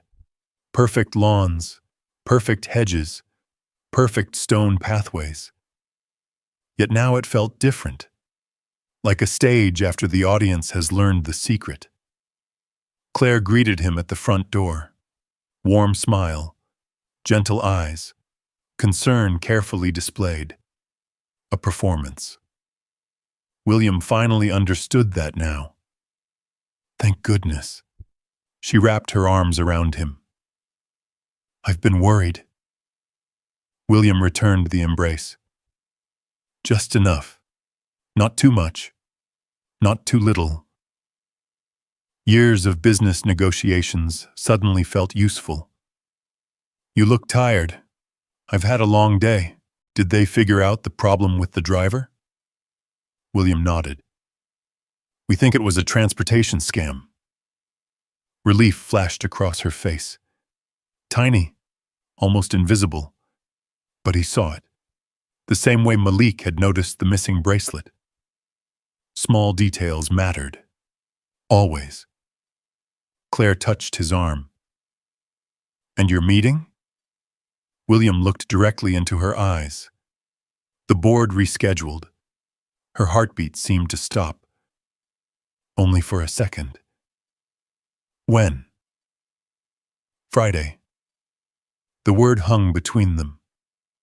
Friday. Lake Hartwell. One more opportunity. One more chance. Claire smiled. Carefully. Controlled. That's good. William nodded. Yes. Neither mentioned anything else. Neither revealed anything. The game had entered its final stage, and somewhere far away, Daniel Pierce received a message containing only 3 words. Friday is confirmed. He read it once, then smiled, because he believed the future was back on track. He believed the opportunity had returned. He believed he still controlled the board. What he didn't know was that the pieces had already moved, and on Friday morning, the road to Lake Hartwell would lead somewhere neither he nor Claire expected. Friday arrived cold and clear. The storm that had covered Atlanta earlier in the week was gone. A pale sunrise stretched across the horizon. The city slowly woke beneath soft morning light. At the Carter estate, everything appeared normal. That was the point. William descended the staircase at exactly 7:30. The same dark suit, the same briefcase, the same routine. He even paused in the kitchen to pour coffee into a travel mug. Every movement mattered. Every detail mattered. Because somewhere inside the house someone was watching. Claire stood beside the marble island. She smiled warmly. The smile looked perfect. It always had. Big day? William nodded. Unfortunately. She laughed softly. Lake Hartwell again? There it was. The confirmation. The destination she already knew. The destination she wasn't supposed to know. William kept his expression neutral. Afraid so. She stepped closer and adjusted his tie. A gesture she'd done hundreds of times over the years. Yet now it felt different. Like watching an old movie after learning the ending. Drive safely. William looked into her eyes. I always do. For a brief second, neither moved. Neither spoke. Then Claire kissed his cheek. A familiar gesture. A familiar goodbye. Perhaps the last one they would ever share. William turned and walked toward the front door. Outside, the morning air felt sharp, clean. The black sedan waited near the gate. This time the driver was George, the real George. His silver bracelet glinted in the sunlight. William noticed immediately. Small details, always the small details. George opened the rear door. You ready, sir? William nodded. As ready as I'll ever be. The sedan pulled away from the estate. From an upstairs window, Claire watched it disappear. Then she looked down at her phone. A message appeared. He's on the way. She stared at the screen for several seconds, then typed only 2 words. About time. Several miles away, Robert Hayes sat inside an unmarked SUV. A headset rested over one ear. Maps covered a tablet in his lap. Law enforcement vehicles were positioned throughout the route. Unmarked. Invisible. Patient. The operation had taken nearly 48 hours to coordinate. Federal investigators, state police, private security teams. Everyone waiting. Everyone watching. Because this wasn't about catching reckless criminals, it was about proving intent. About documenting actions, about ending the cycle before another victim appeared. Robert glanced toward a digital map. A blinking icon represented William's vehicle, moving steadily north, toward Lake Hartwell. Status? A voice crackled through his headset. All teams in position. Robert nodded. Maintain distance. The response came immediately. Copy. Meanwhile, William sat quietly in the back seat. The landscape gradually changed. Atlanta faded behind them. Suburbs became farmland. Farmland became rolling hills. Trees lined the highway. The world looked peaceful, beautiful even. George glanced into the rearview mirror. You okay, sir? William smiled faintly. No, the honesty surprised both of them. George nodded. Fair enough. Neither said much after that. There wasn't much left to say. An hour later, they exited the highway. The roads narrowed. Traffic thinned. The terrain became more rural. Lake Hartwell wasn't far now. William looked out the window. He remembered the recording, the road, the water, the accident, the future someone had imagined for him, a future that ended beside this lake. His phone vibrated. A message from Robert. 3 words. We're in place. William slipped the phone away. His pulse remained steady. Surprisingly steady. He wasn't afraid anymore. Angry. Disappointed. Heartbroken. Yes. But not afraid. Because somewhere in Atlanta, a 12-year-old boy had already shown him what courage looked like. Compared to that, sitting in a car felt easy. The road curved. The lake appeared, wide, gray-blue, stretching toward the horizon. The scenery was breathtaking, which made the reality beneath it even darker. George's voice broke the silence. Vehicle behind us. William looked into the side mirror. A dark SUV, several car lengths back, following. Not aggressively, not obviously, just there, waiting. His pulse quickened slightly. Same one? George nodded. Been behind us for about 15 minutes. William looked away, toward the water. The moment had arrived. Further ahead, another vehicle sat parked near a turnout. Its hood was raised. A man stood beside it, appearing stranded, appearing harmless. William recognized him immediately from Robert's photographs. Daniel Pierce. The man looked exactly the same. Confident, relaxed, patient. The kind of man who spent his life pretending to belong.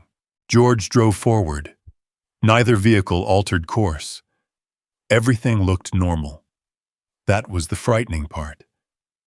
Then the world changed. A black SUV emerged from a side road. Another appeared behind Daniel's vehicle. Then a third, and a fourth. Everything happened within seconds. No sirens, no chaos. Just precision. The dark SUV following William suddenly attempted to turn. Too late. 2 law enforcement vehicles boxed it in. The road closed. Every exit disappeared. Daniel's expression changed instantly. For the first time, William saw genuine surprise. The man stepped backward, then froze. Agents were already approaching. Calm, controlled, professional. No dramatic confrontation, no shouting, just certainty. The certainty of people who knew the game was over. George slowly pulled onto the shoulder. William watched through the window. Daniel looked around once, twice, searching for options. There were none. The trap had closed, and for the first time in years, someone else controlled the board. William's phone rang. Robert, it's done. William kept watching. Daniel was speaking with investigators now, his confidence fading, his posture changing. The transformation was remarkable. Predators always seemed larger from a distance, smaller once cornered. What about the others? William asked. Robert's answer came immediately. Already in custody. William closed his eyes briefly. Not from relief, from exhaustion, the kind that follows a long storm. A pause followed. Then Robert spoke again. There's one more thing. William opened his eyes. What? Claire. The name landed heavily. Even now, even after everything.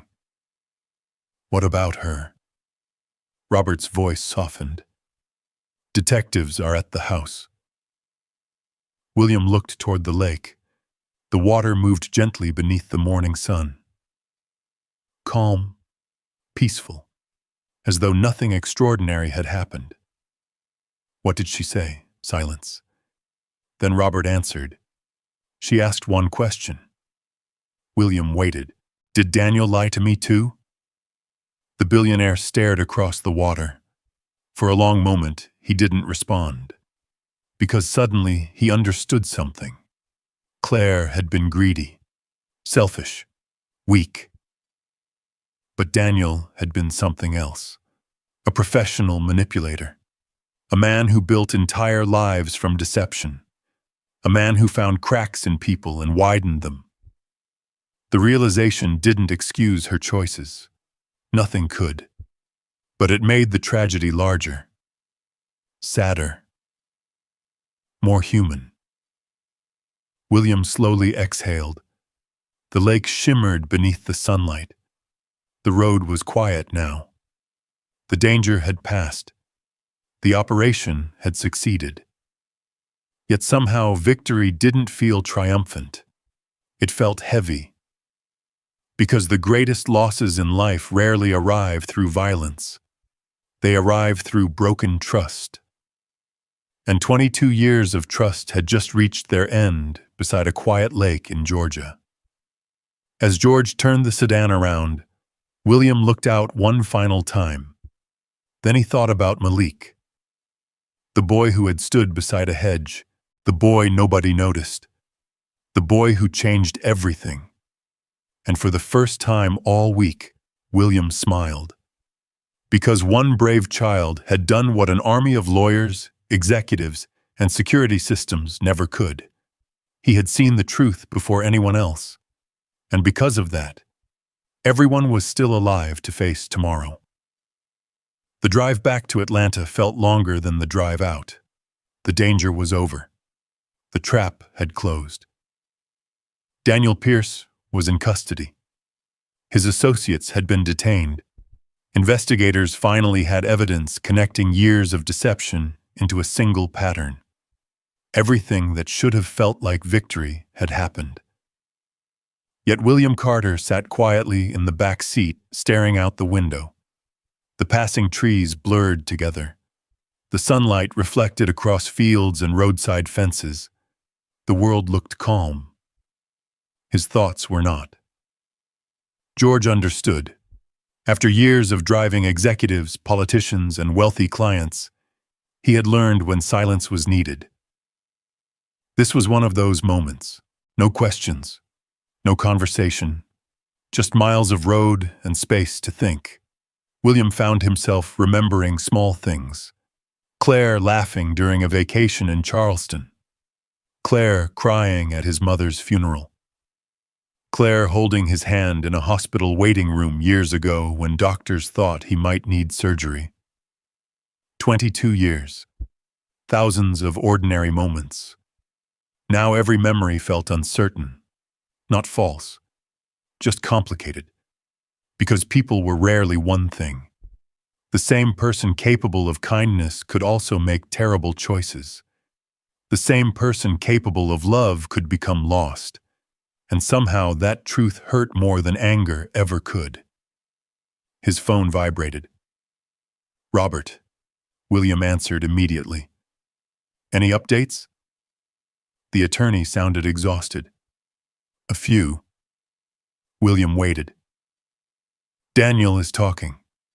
That surprised him. Already? Why? Robert gave a humorless laugh. Because people like him always think they're smarter than everyone else. William looked out the window. That sounded accurate. They found financial records. Robert continued.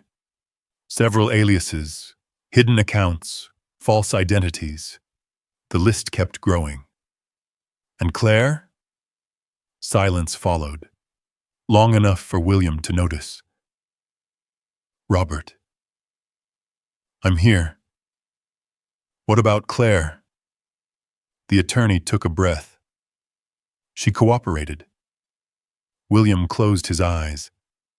Somehow that answer hurt more than resistance would have. What did she say?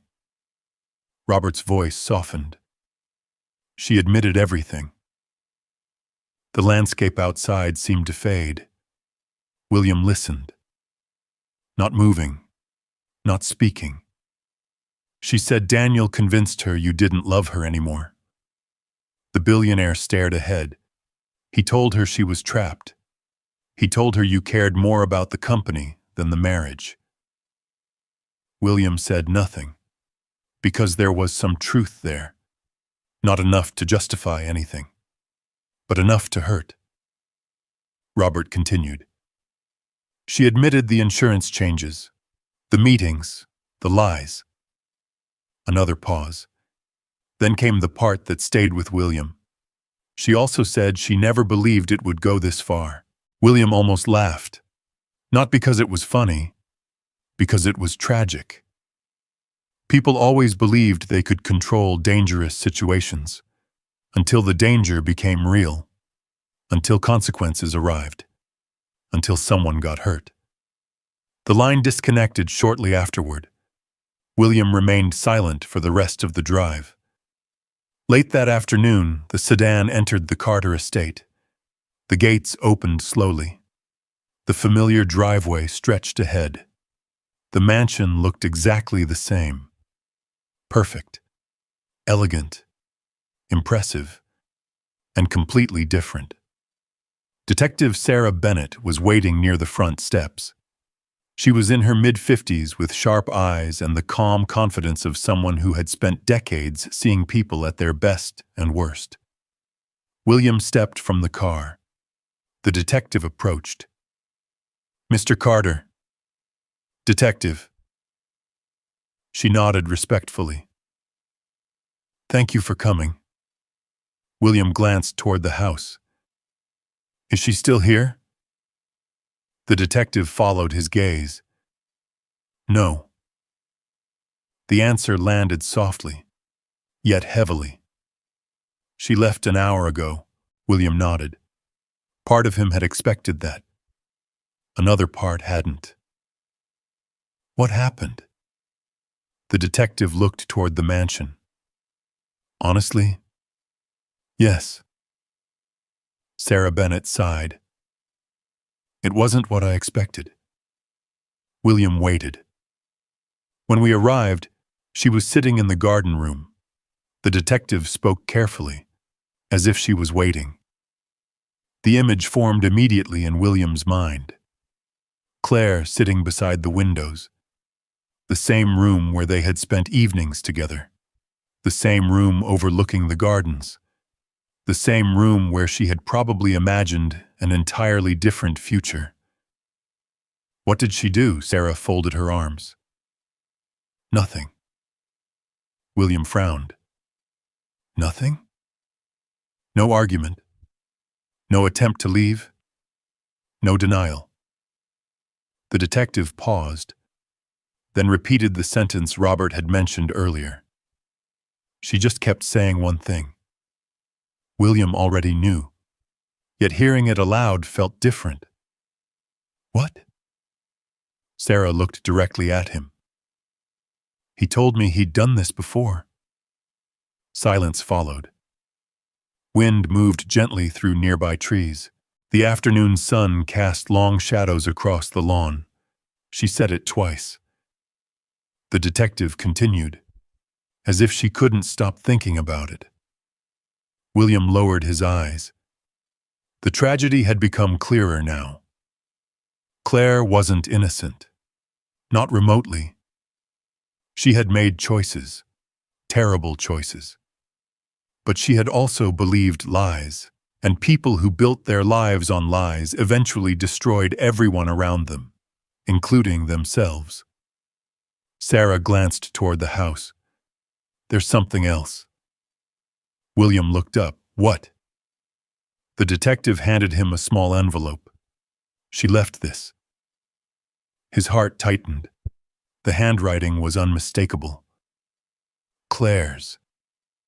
For several seconds, he simply stared at it, then slowly opened it. Inside was a single page.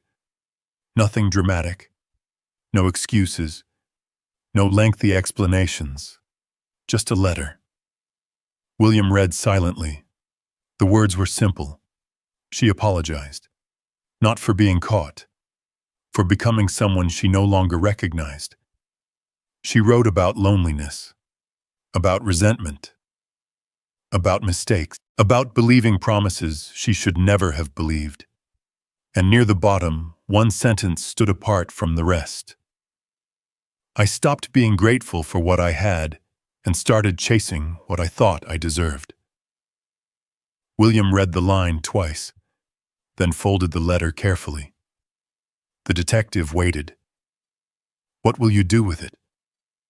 William looked toward the gardens, toward the life that no longer existed, then back at the letter.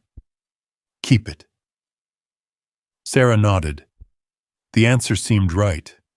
Not forgiveness, not rejection, just acceptance.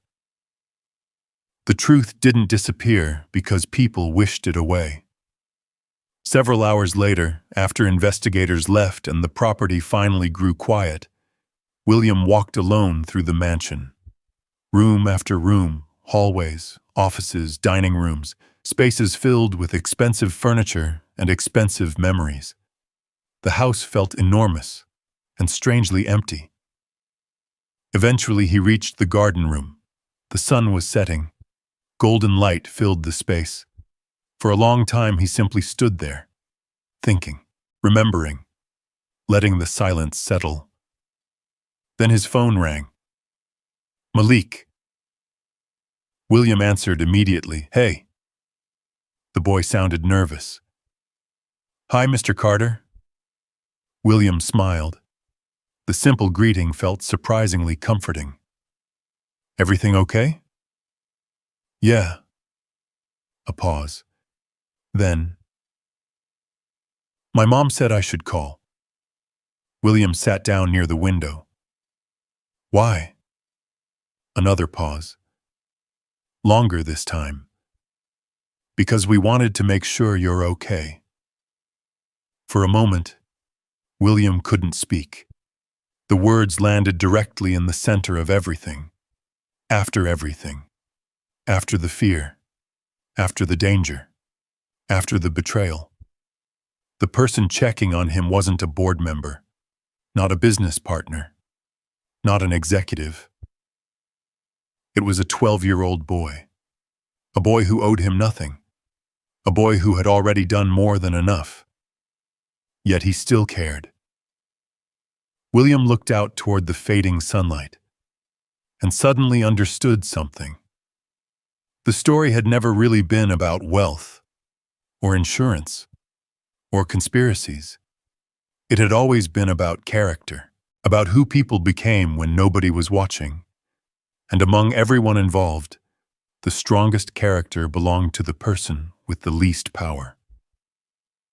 I'm okay, Malik. The boy sounded relieved. Good. William smiled. For real this time. A genuine smile. The first one in days. Thank you. For what? William looked around the quiet room, the empty house, the broken future, the second chance, everything. For seeing something everyone else missed. Silence followed. Then Malik gave the simplest answer imaginable. That's what people are supposed to do. The call ended a few minutes later. William remained sitting beside the window, watching the sun disappear, thinking about courage, thinking about choices, thinking about second chances. And for the first time since that morning beside the hedge, he finally felt something that had been missing. Peace. Not complete peace. Not yet.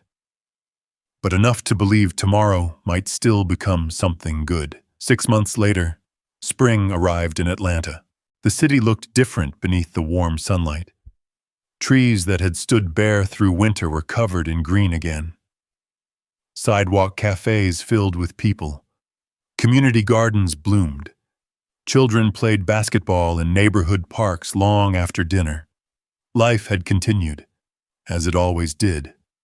But for several people, life had become something entirely new. On a bright Saturday morning, William Carter stood near the entrance of the Grant Street Community Kitchen. The old brick building looked much the same as it always had. The faded sign still hung above the doorway. The paint still chipped in places. The smell of fresh soup still drifted through the neighborhood. Yet something important had changed. A crowd had gathered outside. Families, teachers, volunteers, reporters, community leaders, children from local schools. They weren't there for a celebrity. They weren't there for a politician. They had come for a boy. Inside the building, Denise Johnson stood near one of the long serving tables. For the first time in years, she wasn't worrying about overdue bills. She wasn't working 3 jobs. She wasn't calculating how far the next paycheck needed to stretch.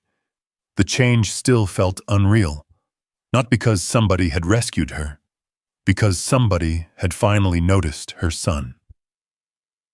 Across the room, Malik sat nervously in a folding chair. He had grown slightly taller. His confidence had grown too. But moments like this still made him uncomfortable. Being seen was something he wasn't used to. For most of his life, people had looked through him, past him, around him, never really at him. That morning was different. A banner stretched across the far wall. One Brave Voice Scholarship Fund. The words felt too large, too important, too permanent. Malik kept staring at them as if they belonged to somebody else. William noticed. The billionaire smiled, then walked over and sat beside him. "You look nervous," Malik laughed softly. "A little." "A little? Okay. A lot." William nodded. "That's normal." The boy looked around the room. "Do all these people really have to be here?" William laughed. "Unfortunately." Malik groaned. The reaction made William smile even more. For 6 months, moments like this had become some of the brightest parts of his life. The company continued. The business continued. Meetings continued. But his priorities had changed. Somewhere along the way, he had stopped measuring success only by profits and acquisitions. Instead, he started paying attention to people. Really paying attention. And it had begun with a frightened boy standing beside a hedge. The room gradually filled. Conversations echoed off the walls. Children ran between tables. Volunteers arranged refreshments. Then Denise approached. She looked elegant in a simple blue dress. Not expensive, just confident. The kind of confidence that comes from finally being able to breathe. "You ready?" she asked Malik. The boy shook his head immediately. "No." Denise laughed. "Good answer." William stood. "It doesn't matter." Both of them looked at him. "You don't have to be ready." "Why not?" William smiled. "Because today isn't about being perfect. It's about being yourself." The words settled quietly. A few minutes later, the event began. People took their seats. The room grew still. A local school principal welcomed everyone. Then community leaders spoke briefly. Several volunteers shared stories. One elderly woman described how Malik had spent months carrying groceries for her after a surgery. A teacher talked about helping younger students. A bus driver described finding him in the rain, helping a homeless veteran move boxes beneath an awning.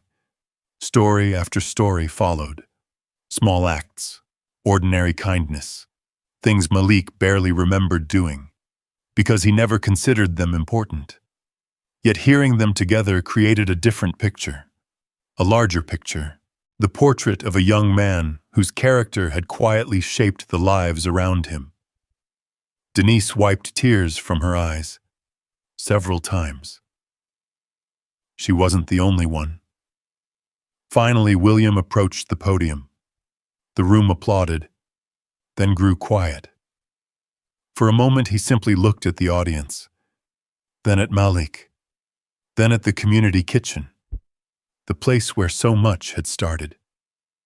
6 months earlier, William Carter would have delivered a polished corporate speech. Today, he spoke from the heart. Most people think courage looks dramatic. The room listened. They imagined sirens, headlines, big moments. He shook his head. But real courage is usually much smaller. His gaze found Malik. It often looks like a scared kid deciding to speak up. The room became silent. Many people knew the story now. Not every detail, but enough. Enough to understand. William continued. 6 months ago, somebody had a chance to stay quiet. He could have looked the other way. He could have convinced himself it wasn't his problem. Instead, he chose something harder. William paused. He chose to care. The audience remained completely still. He cared about another human being he barely knew. And because of that choice, my life changed. The billionaire looked toward Malik, then smiled. No. He corrected himself. Many lives changed. Applause filled the room. Malik immediately looked down, embarrassed. Denise squeezed his shoulder. William waited for the applause to settle, then continued. That's why we're creating the One Brave Voice Scholarship Fund. More applause.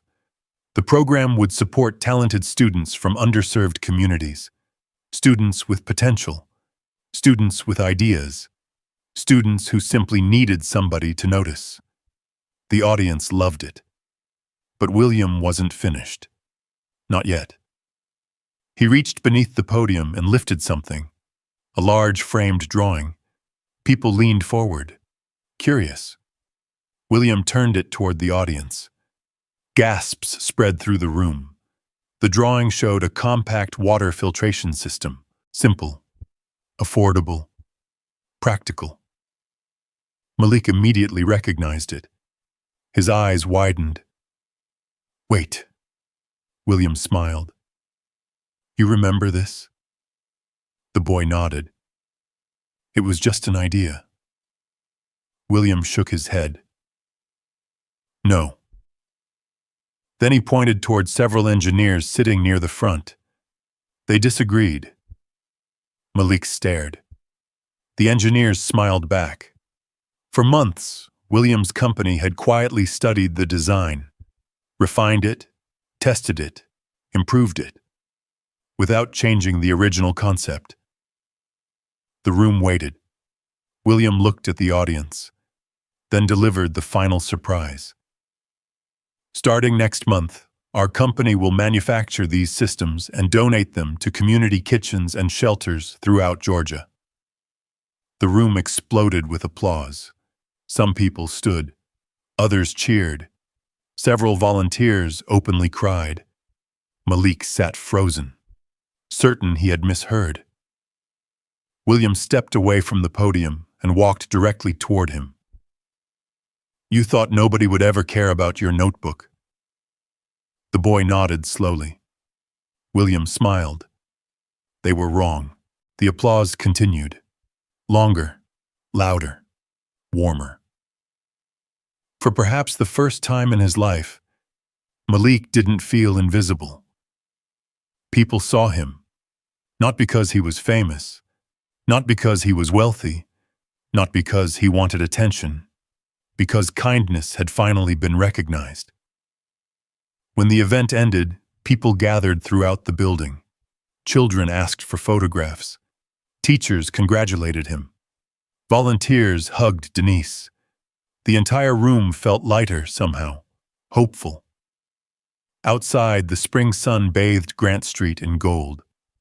Later that afternoon, after most people had left, William and Malik sat together on a low brick wall behind the community kitchen. The neighborhood was quiet. Birds moved through nearby trees. A train horn echoed in the distance. For a while, neither spoke. Then Malik finally broke the silence. "Mr. Carter? Yeah? Do you ever think about that day?" William smiled. "Every day." But he answered differently. "Sometimes." Malik nodded. "So do I." The billionaire looked toward him. "What do you think about?" The boy considered the question, then answered honestly. "I think about how close everything came." William nodded. He understood. Then Malik smiled slightly. "But mostly I think about something else." "What?" The boy looked across the neighborhood, at the community kitchen, at the people walking home, at his mother laughing with volunteers near the entrance, and finally at William. "I think about how one decision changed everything." The billionaire sat quietly, then nodded. "Me too." They remained there for a while, watching the afternoon sunlight drift across the city. Neither needed to say much more. Some stories ended with money, others ended with revenge. This one ended differently. A boy who had once been ignored was now seen. A mother who had struggled alone could finally rest. A billionaire who thought success meant building companies had learned that true wealth meant building people. And somewhere in the distance, life continued. Ordinary, beautiful, unpredictable, exactly as it should. Because sometimes the most powerful voice in the world isn't the loudest. Sometimes it's the quiet voice that chooses to speak when everyone else stays silent. And sometimes, that voice belongs to a boy standing beside a hedge, a boy who simply refused to look away. If this story touched your heart, leave a comment below and share what courage means to you. And here's something simple. If you believe one act of kindness can change a life, type 1 in the comments. If you believe good people still exist in this world, type 0. I read as many comments as I can, and I'd love to know where you're watching from today. And if stories like this must remind you that hope, courage, and kindness still matter, make sure to subscribe and turn on notifications, because the next story might be even more powerful than this one. Until next time, take care of yourself, take care of the people around you, and never underestimate how much difference one brave voice can make. We'll see you in the next story.